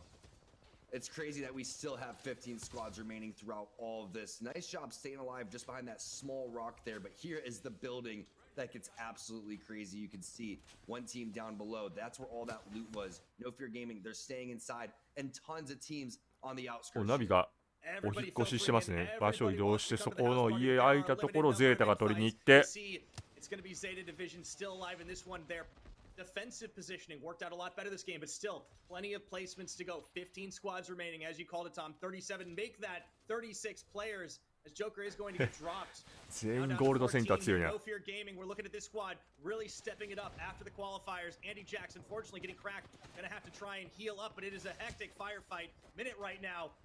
As Shex is under fire as well, they have to back away. ノーフィアこれ一気に詰めてこられるのか。Not quite dropped just yet. This is tense, but they're hanging in there. They're staying alive. Good job of using the utility. すごい丘側からの発も通ってもかなりしんどそう。It was a little scary for No Fear. They bubbled down, try to get inside with the grenade. Andy realizes that he needs to back off every single time they baited and switched, so they were losing the damage battle. So they retreated back in the building. Fortunately for No Fear, they are going to stay alive temporarily. They will have to eventually move here. We'll find out which teams are going to be in the buildings that are safe in the zone right now. One team that's not all planned, you can see them making the way over towards the bottom side. Loba Q coming through as well. There is a little bit of safe haven on that rock on the platform in front of them. We'll see if they elect to go there. Yeah, definitely. If they can get to a good position, that Loba will certainly help them. Of course, they're not the only team rocking it. Taskmaster has not changed off this legend today. この周りに3チームいるんじゃないのかこれ。 No Fear healed up, trying to dodge back into the safety of the bubble. This is a team that just every single time you think they are in trouble, they turn it right around on the other side. And then a little bit more armor looking for that crack. Can't quite find it. On I just Pew Pew, though, it looks like Zeta Division, we're going to be able to find that on the outside as the kill feed starts lighting up. 視野がここへ来たネメシスが介入してきそう。 You can't really say that much as the EMP comes out. Unfortunately, having to use that one on himself, it looks like. And now they're going to get 1-2 knocked. It's down to Streamy. Can No Fear stay in this one? He's just 地獄すぎるやろ。 He'll go out in 12th place. 地獄すぎるけどなんでゼータは生きてるんや。 Again, another team coexisting over here. Great shots right there through the window or through the crack. It's going to be Sunset getting that one. Meanwhile, Nemesis, they're finding some kill points along the other side as well. This Dorito building is seeing some serious action over here. 3 teams now coexisting after 3 just died here. Oh yeah, it's crunchy as all hell right now. Nemesis and everybody just mixing it up, and everyone starts dropping. You see, Zeta are going to get out of this one so much. ネメシスが後から入ってきたけど、 We are down to 9, but the action certainly is not going to stop. Watching Scars U, they recognize this is the moment right now. The hunt down. さあずっと展望側からいたスカーズが、あ、この試合か。この試合かな。RPR 最後暴れ試合ここか。あー、このグレは素晴らしい。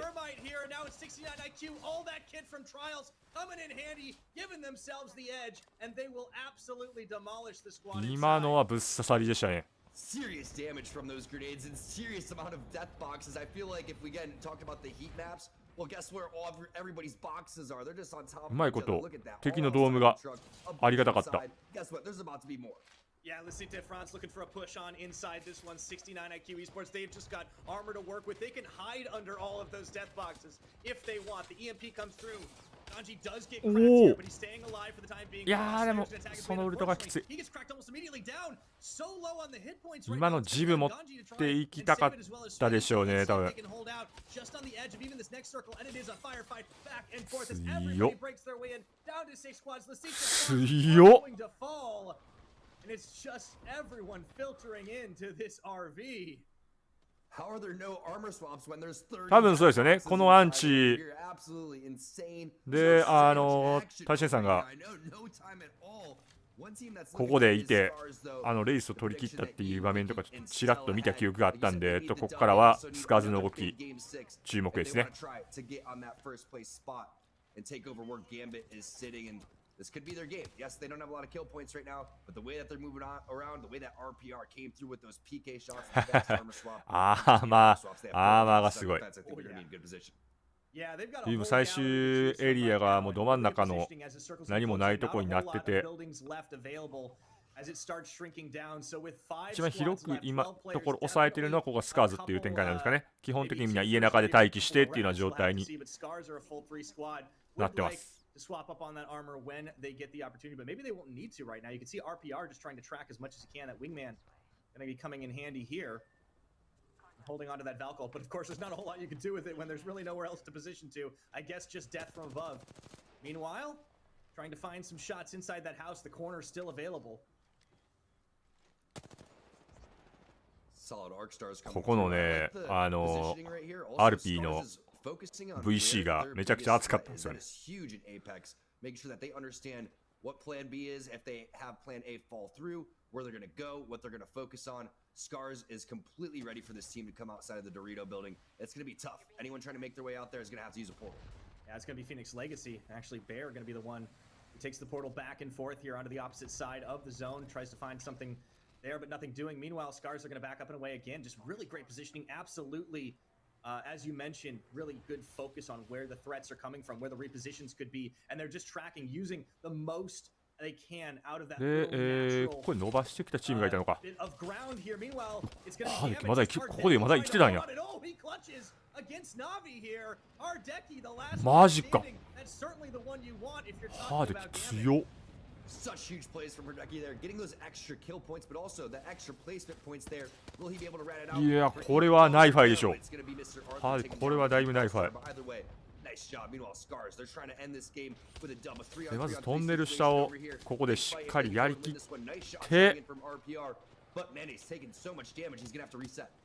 Yeah, looking for this one. Can't quite finish off the Valk. It was こ a lot っから easier to get the Gibby there with the bigger hitbox. It's えぐいえぐい、そのヘッドえぐい。 crack. That's a lot of flesh damage here. Mande, he's going to get knocked though. Unfortunately, it's going to be down to Taishin and RPR, but they are on the tracking out in the open. Very chaotic, but just down to these two squads looking for the finish. さあラスト1-1で This is theirs to lose, but it's going to be こうですよね。 No, he can't quite. No, he can't. その前の Last second, その前のが良かったねやっぱり。 and he had all of these two If they could go and win this one, nice こ shots こ coming か in な。 from RPR. このウィングマンがやっぱ So え much ぐい。 damage, he's going to have to reset. Yeah, looking for this one. Can't quite finish off the Valk. It was a lot easier to get the Gibby there with the bigger hitbox. It's gonna be これ今のヘッド最後えぐいやん。 Mande, he's gonna get knocked though. Unfortunately, it's gonna be down to Taishin and RPR, but they are on the tracking out in the open. Very chaotic, but just down to these two squads looking for the finisher. Scars, they know this is theirs to lose, but it's gonna be on RPR. And no, he can't quite. No, he can. At the last second, he clutches that one out, and he had almost no hit points left. その前のなんか VC 翻訳スカーズのチャンネルでも上がったやつがあったんですけど、大震さんだけ家の方でアーマースワップしてアーマー集めてとかした場面とかも Wow, I even got you baited for just a second there. That was めちゃくちゃ鼓舞してたんですよね。もう来たらもう配信お前やったれ見せたれお前の力をみたいな感じですごい鼓舞しつつ、この前の試合のところでそのメンディーがちょっとミスったのかながあったりとかのも試合始まる前にしっかり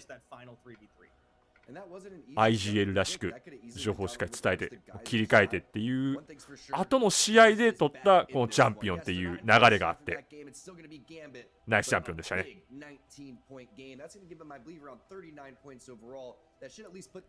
すごい VTuber 大好きおじさんみたいになってますけど、ヨーロッパナンバーワンの IGL と言われてます RPR。 Another one of our qualifier squads showing up big. 69 KOBESPORTS really riding a lot that they got early on, running over from trials and grabbing all that gold armor, making it work for them. Gambit out and forth. We saw them dropping 7th, 8th in other games this time after とい they う won 5 that 試合目 first one. でした。 Coming right back into this for いやこれ 5 ガンビット extra placements. 最後2キル取ったのだいぶでかいですよね。 I love a good open あそこのハーデッキのキルですけど順位あそこまで伸ばしたのは素晴らしい。 And boy did we get it.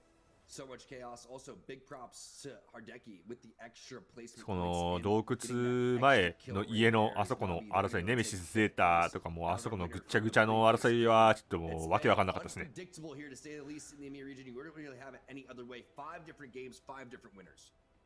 Yeah, every single time. Now I wonder if さあと anyone is いう going の to be で able to do 5試合目終了時点でギャンビットがちょっと抜けた感じですけど、まだまだナビ、ギルドも全然まだまくれる範囲ですね。でここからの2位から7位までが大混戦ですね。ほぼ1ポイント差ずつで1チームずつが並んでるっていう。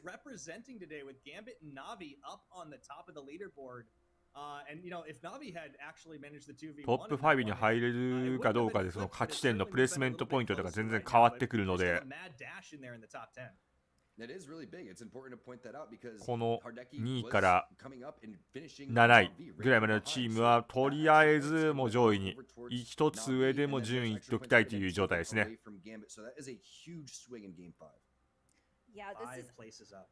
いいですね、この混戦具合、最終戦まで分からないという混戦具合。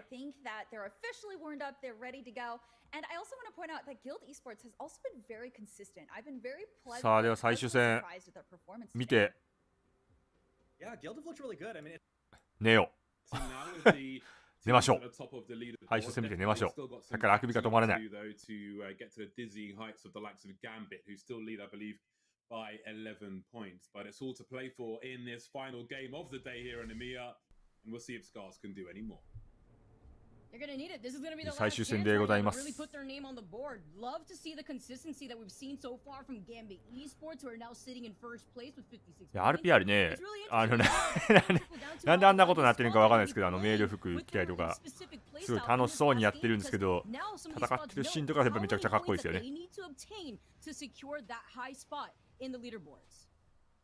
The west side of the map has been somewhat neglected by these rings, so we'll see if things will improve here for the poor teams who've had to go for those longer rotations. Maybe they'll be in for some more luck on this occasion. Can see no fear of gaming again. The Italians このプレイエペックスの最初に移すチームの基準がよくわからんな。エパクノスだったらその全試合のチャンピオンチームを移したいとかっていうのがあったんですけど、特に規則性とかは別にないのかな。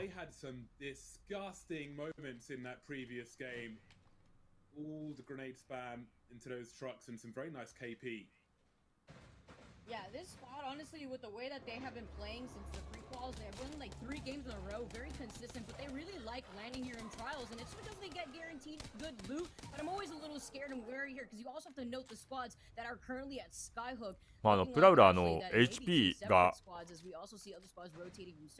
上がるプラスアーマーが進化するっていうところで、そこまで大きな差はないんですけど、アーマーの外れがもしあったとしても基本こういう一人で戦ってるんで、白から会うまでは試練ムーブしたらとりあえずゲットできるかなっていう、大外れの時でも青はとりあえず育てれるのかなっていう状態になると思うんですけど、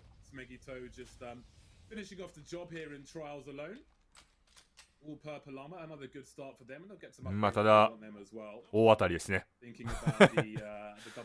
周りのスカイフックでもなんか今紫1枚余ってる状態なんで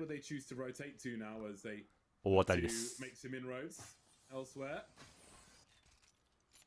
Getting started with the action too, you have to know again that this is the final game, so a lot of these teams know what they have to do differently to secure a better position in the leaderboards. And it's almost like Fig Fam, they've heard me. Not only do they have the caustic out, James, they are securing themselves in this前におるのか。でも早いな、青バストルの。 Some of these squads that have been able to rotate in this direction, but they do know there is another squad that is over at that building. There doesn't seem to be a beacon there like sometimes there usually is. So nothing that Big Fam they can really worry about, but they do have to worry about a squad that's currently landing on top of them. So that notes 2 squads that are in the area. Yeah, they saw 1 player in isolation, and indeed, we've got a downed player outside who won't last very long. And sometimes those rotations go well for you, and that's a very costly one. But our first player on the server down and out now. 59 players off their presence. 2倍ウィングマンなんや。2倍派なんですね。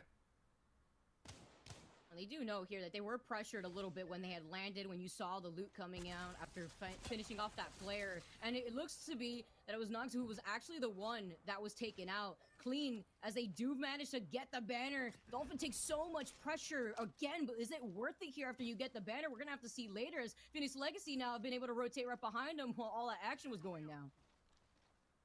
Yeah, that was a risky banner grab, but risks have to be taken in the last game of the day. クリーンはこのウィーク1だいぶしんどい感じでしたね。Unlucky now, trying to do what he can. He's got one of the two banners as he has lost another player as well. And he is on the run. Those res points are pretty far away at the moment, and he knows he's going to be running into a team as well. So tough decisions have to be made. You can see the fighting, but that respawn beacon is in no man's land. So they're going to be running solo for a while, I feel like. It's so difficult. At least you're the Valkyrie and you could try to redeploy if you see yourself in a pretty bad situation, but we have already noted the risk that the redeploy provides, especially later on in the game, especially seeing how kill hungry that these teams are going to want to play to get those last minute points. Of course, looking at the squad that is struggling with that rat cam, we have to note it's just up to that one rat that could honestly try to later on, but this one Becky, he was just chilling with. But again, we got this is being played right now. Of course, you want to make sure you get your kills smartly. You don't want to overextend, give up your positioning like we had seen at one point. Esports gave up that high ground in that game where I believe we had seen the City de France actually take it. And in that type of situation, Gambit Esports, they recognize the position that they currently in as a team. And not only do they recognize that, they also have pretty nice Evo shields to try to get aggressive as they make this rotation and mag in there earlier today. I'm a big fan of a 2x on a wingman. Very reliable damage. They consider their options. Got a bit of a replay here, so. Oh no, no! Wait, what? Oh, that is he's passing it to Hardike, but what would happen in a point if he were to drop that Evo shield? He's essentially just, you know, paying that fast service just to make sure, that delivery gets there as quickly as possible. I mean, that's definitely one way to turn up the tactics. Yeah, you've got to be confident. I respect it. You have to be confident to do things like that. A shield taxi in the middle of the last game of the day. It's a brave decision. I just like, part of me needs to see like a low, but I'll just take that when it's halfway through, you know, but that's what I was scared about too, because you have to imagine if these teams rotate in that direction, since it's kind of in that center part of the map where some teams from Lava City or Dome rotate through Lava Siphon, what would you do in that situation where somebody shoots you and you don't have That didn't happen. We're still in this. I mean, we're currently gonna see some of these squads 夜っていう判断してるのかな。結構なんか、左側に寄ってはいますけど、ばらけてはいる感じですかね。どっかのチームがすごいしんどそうなムーブをしている。いやー、ランドスライド側に寄ったと。So I think we may have seen some respawns here because we've got 59 players up and pretty sure that one team had 2 players down earlier. So I think there has been some kind of a rescue. So that's pretty good as people are, for the most part, just chilling now, just slowly edging forward closer and closer to エリアパターン的にはこのアップで入ってからはどうなんでしょうね。一旦落ち着いたのかな。今週来週でなんかアンチ先入りを得意にしていたチームとかがどういう風になるのか。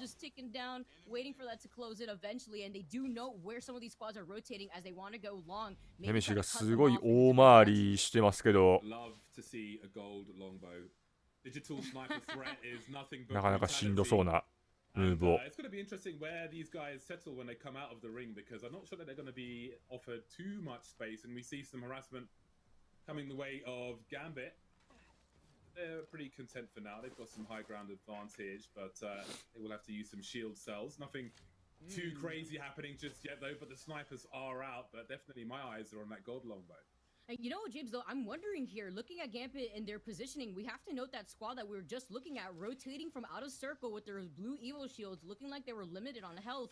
They're going to appear off to that left side of Gambit Esports, and they may find themselves in a sandwiching position since that squad off to their right is shooting at them with the charge rifle. Yeah, charge rifle can be so painful, so frustrating, especially on the rotation. ネメシスはこのままいくとギャンビットと当たりそう。They've got to be running low on the heels, and just as they start to come to safety, they'll be spotted ギャンビッ immediately. トはもう先に Got some rocks to play ジャン with, プパッド but 使って question is ラ their ンドスライド側 utility に units. There'll be more rotations 移 to 動し do. ましたね。 Once that ring comes in, then they'll be on the edge once again, and playing on the edge can be pretty difficult, so we'll keep an eye on that. I He's love the getting friendly tighter now. voice line too. The friendly voice line from the Gibby. You think you're gonna win against me? Well, I'm like a rock, and you know rocks don't fight back. And we currently got Guild Esports doing exactly what we are bound to see them do: is play very patiently. This is the last game. This is really where it matters. But the thing is, they're not running the caustic. They can't secure these buildings as effectively as some of the other squads that we have seen run that caustic composition. A lack of bloodhounds today, a lack of revenants as well, which I'm sure everybody's happy about. Yep. Oh man. Yeah, Also, I like just the なんか bloodhounds レブナン too, トっ just ていう have been 単語だけは聞こえた interesting ぞ to see 今 how we shifted away from that meta in general. Because you would think maybe in that situation, what would have happened if Team Nemesis instead of the Seer had the bloodhound to note that Gambit Esports was right there? Yeah. I guess there are different levels of like exposing your position while looking for information, and again, one of those will be a Whoa. crypto, some big damages. We've got a bombardment as well. えぐい Very patient shots with the longbow, and see if there's anything else here for No Fair Gaming. 今のクリプトノーフィアの人よな確か。であたり後ろも来てる。 They've got a team in here as well. That longbow continues to really pepper. 味方が当たらないようにっていうその使い方はすごいうまかったですね。 I'm sure the other team has to retreat from this because they've made that a very dangerous area. That is definitely one way to force out a squad that wanted to try to flank you after hearing you try to fight. You even see at the very end there, ND Jax, despite getting those 2 knocks with the longbow, they noted immediately that there was a squad coming up on their 6, and they stopped, kind of shifted their attention in that direction, and managed to hold back that opposing squad that would have otherwise tried a third party. Yeah, Clean are suffering at the moment with the proceedings there, having to fall away from cover, and there's more damage coming through now. No Fear. Again, they did some great damage earlier, and maybe they'll be rewarded for it now. Look at the tracking from Shex, excuse me. Great damage from him. Nice aid from a teammate there, and that is some nice KP. Oh, that was so funny too. Just being able to see the Lobo take like a sidestep, and then just Lobo was so low already that you're gonna bleed out to the circle, who's already doing enough damage to kind of put that pressure and force you to make these rotations, which is why I really like this position from No Fear Gaming. ノーフィアがこの試合で何やったやったっ Sometimes the け ring's your friend, and a lot of the time it's your enemy. But they're able to stabilize now after those exchanges, and that has definitely been favorable for them. No Fear. Again, they had a good run early, had some consistent high results, and are looking to have another one here. But there are 18 squads left. There's plenty of work for these teams to do. Speaking of stabilizing, we could see Nemesis here again. They were running in the ring for such a long time, but maybe they found some comfort for a brief time. However, there are so many longbows and charge rifles around the map. One of those longbows trained on them at the moment. But they are peppering 2 squads, but they have to think about how they're going to rotate. If they move forward, they are in a sandwich. 上位を全然狙える段階やったのかな。 To the right, charge rifle to the left. They're going to have to make some tough decisions soon. Yeah, you know what I'm thinking right now, James? I'm thinking, I wonder how Robin feels with the fact that there's no anvil receiver anymore, and he is trying to put in some pepper through the flat line onto some of these squads, but you know, こんばんは、ありがとうございます。 with the longbow, like you're saying, 一応これが、今最終戦 6試合目見てます。 That also may have the set note here from this long range when you're also forced to rotate to the circle, and Nemesis actually may opt to do just that. They got the zipline right there if they want to reposition. 20 seconds before the proceedings begin once again. They've really got to get their... well, they're not the only team who have to get moving, so they may hope that one of the teams ahead of them gives them some space to work with, but they're holding position at present, and that may make things tough. Forward they go, though. Robin leading このネメシスというチームが唯一視野を採用してます。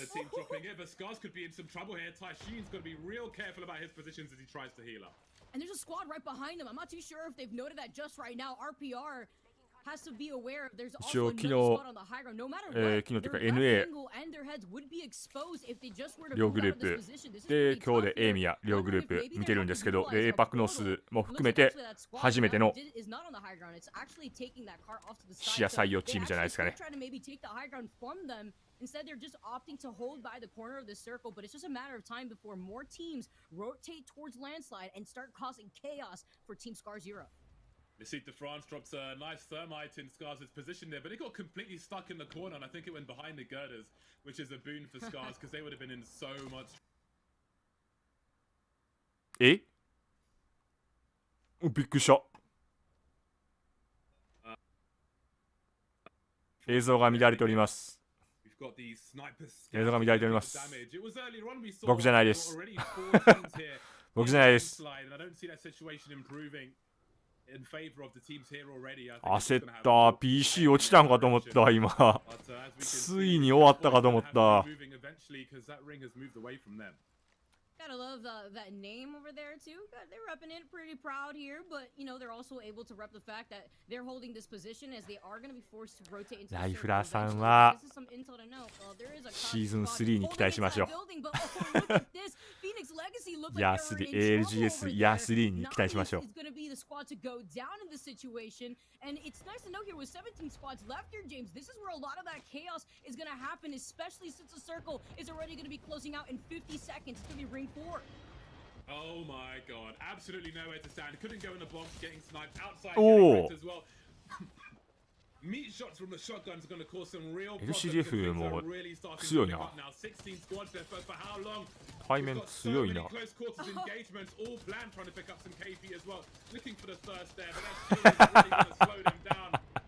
絶対殺すまん。絶対かっきり取るまん。もう何としてもこいつの1キルだけはっていう執念が。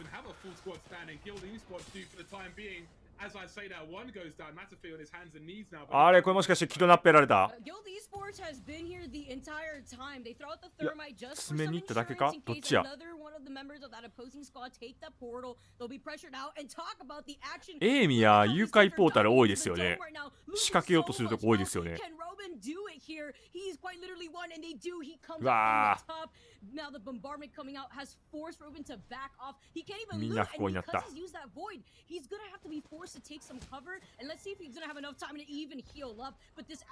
激しい。一気に動き始めた。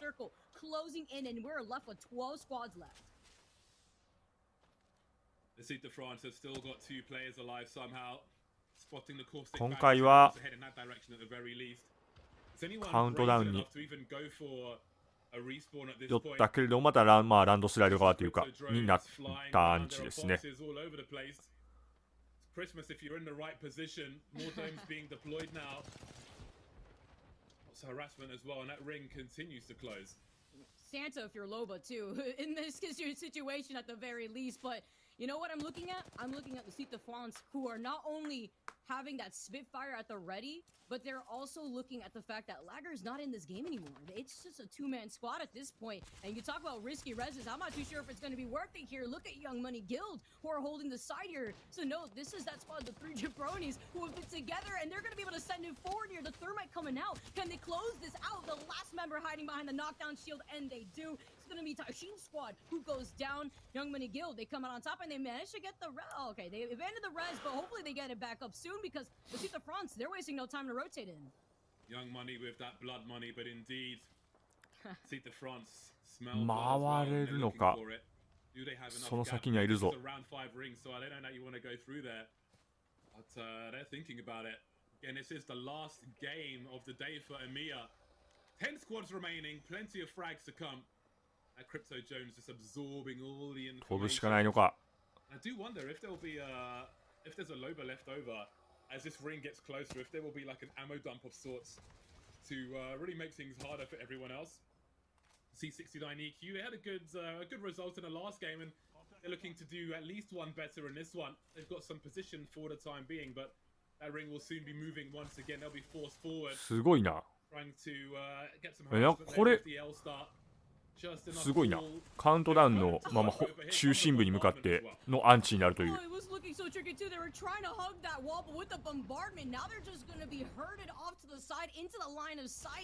Of 69 IQ and wasted no time with it, being able to get that meltdown. I mean, your shield was gonna be bound to get broken. So これはなかなか地獄ですね。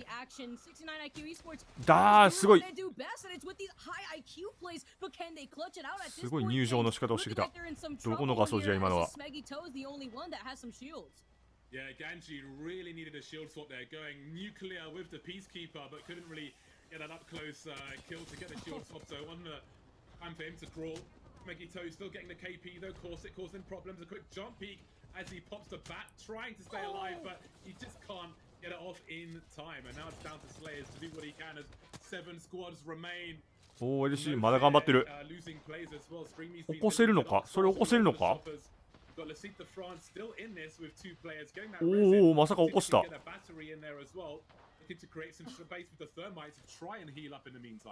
There's so much happening right now that I'm wondering if this squad right next to them has really been aware at the fact that they managed to get not only their res, but their portal is right there if they really need to take it and get some. それは強い。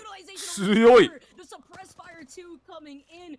The City-France really showing off why they were able to win that game. このトラックからすごい粘ってる。 Right now, Lirabinu, who has been able to heal up in time, has that gold Evo in case that they need to utilize a syringe to get into a fight faster.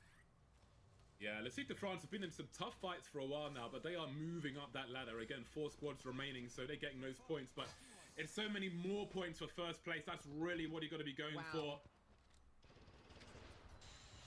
Actually crazy here. They actually managed to close out 69 IQ despite having that cover here. Guild Esports, you talk about how many of these squads are actually fully left. Is there any more 3-man squads? I mean, maybe 1 or 2 at this point, because now James, we're down to 4 squads left, and we note here that it's a 2v2. フルバのチームがこのグラスケのとこかな。 Nasky is going to be able to come out and have some cover, having a lot of control with this caustic too.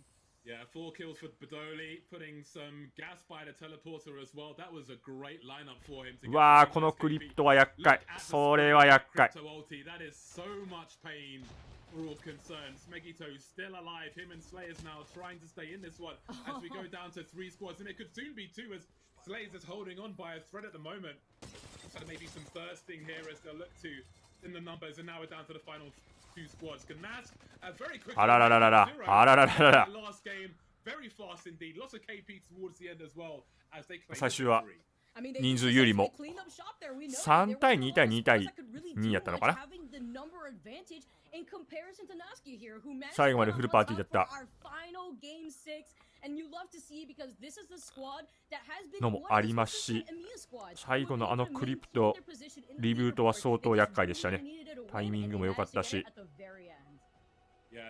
もし他残ってたとしてもあのエリアになってくるとガスも結構効いてたと思うんで、という最終戦でした。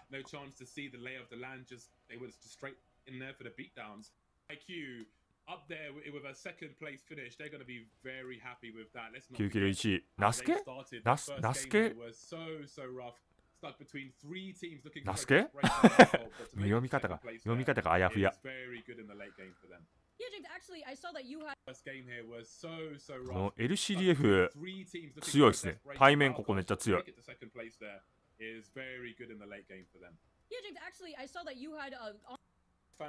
で、おお、最終戦でギャンビット抜きましたね。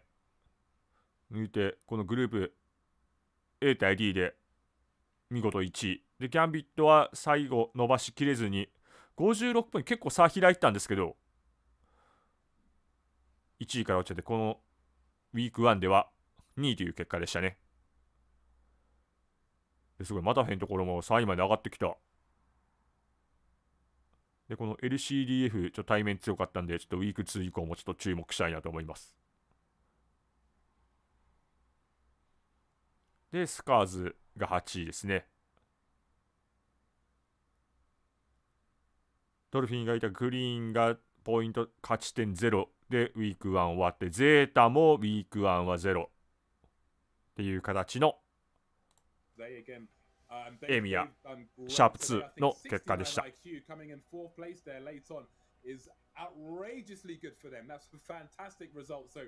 I think Scars will be disappointed with being 8th place on the table at the moment. There are definitely some surprises here in this top half. Yeah, they're still top 10, so you know it's not bad. It's day 2, so I'm holding hope it'll be fine, right? Oh, you know, just looking at the fact that we're coming out of day 1 just yesterday. Saturday, I believe the highest placing team, Invictus Gaming, had 54 points with 28 placement points and 26 kill points. And then you compare it to the action that we see today, and it really highlights how the competition has just been fired up. This is just このウィーク3終了時のポイントで言うと、ギャンビットがもちろん1位、2位、今回勝ち点2位で9ポイントかな。で、このギルド、先ほどのマタフェンとかもですね、が2位入ったりとか、対面強いと LCDF とかも上位に入ってきてるんで、ここら辺ちょっと注目して次見ていきたいなと思います。スカースとかアライアンスももちろん入ってきてるんでね、エイミアは結構混戦模様になってきてるので、どこが上がってくるのかっていうところも、ウィーク2、ウィーク3を21日までに頑張って見終えたいと思います。ギリギリやな。マジでギリギリやな。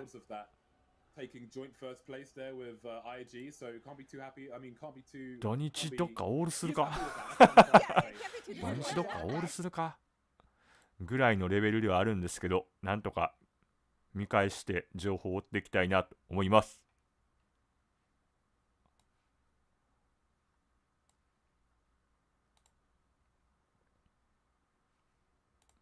さすがにオールで振り返り配信はやばいな。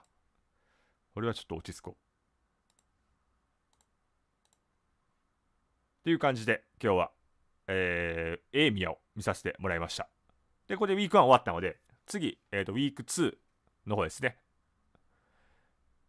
グループ ABCD の組み合わせの週になります。をまた、今週来週見ていこうと思いますんで、よろしくお願いします。大体なんとなくふわっとですけど、ちょっと地域性みたいなのがちょっとずつ見えてきているので、これでウィーク2、ウィーク3、さらにでアップデ5の環境ということで見ていけばプレイオフも楽しめるんじゃないかなと思いますので、海外にも興味ある方は引き続きよろしくお願いします。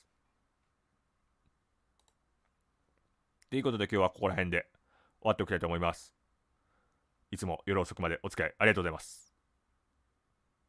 スクリームを見てから日本の APAC ノースのスクリームを見てからやってしまうとこういう形になってしまうという。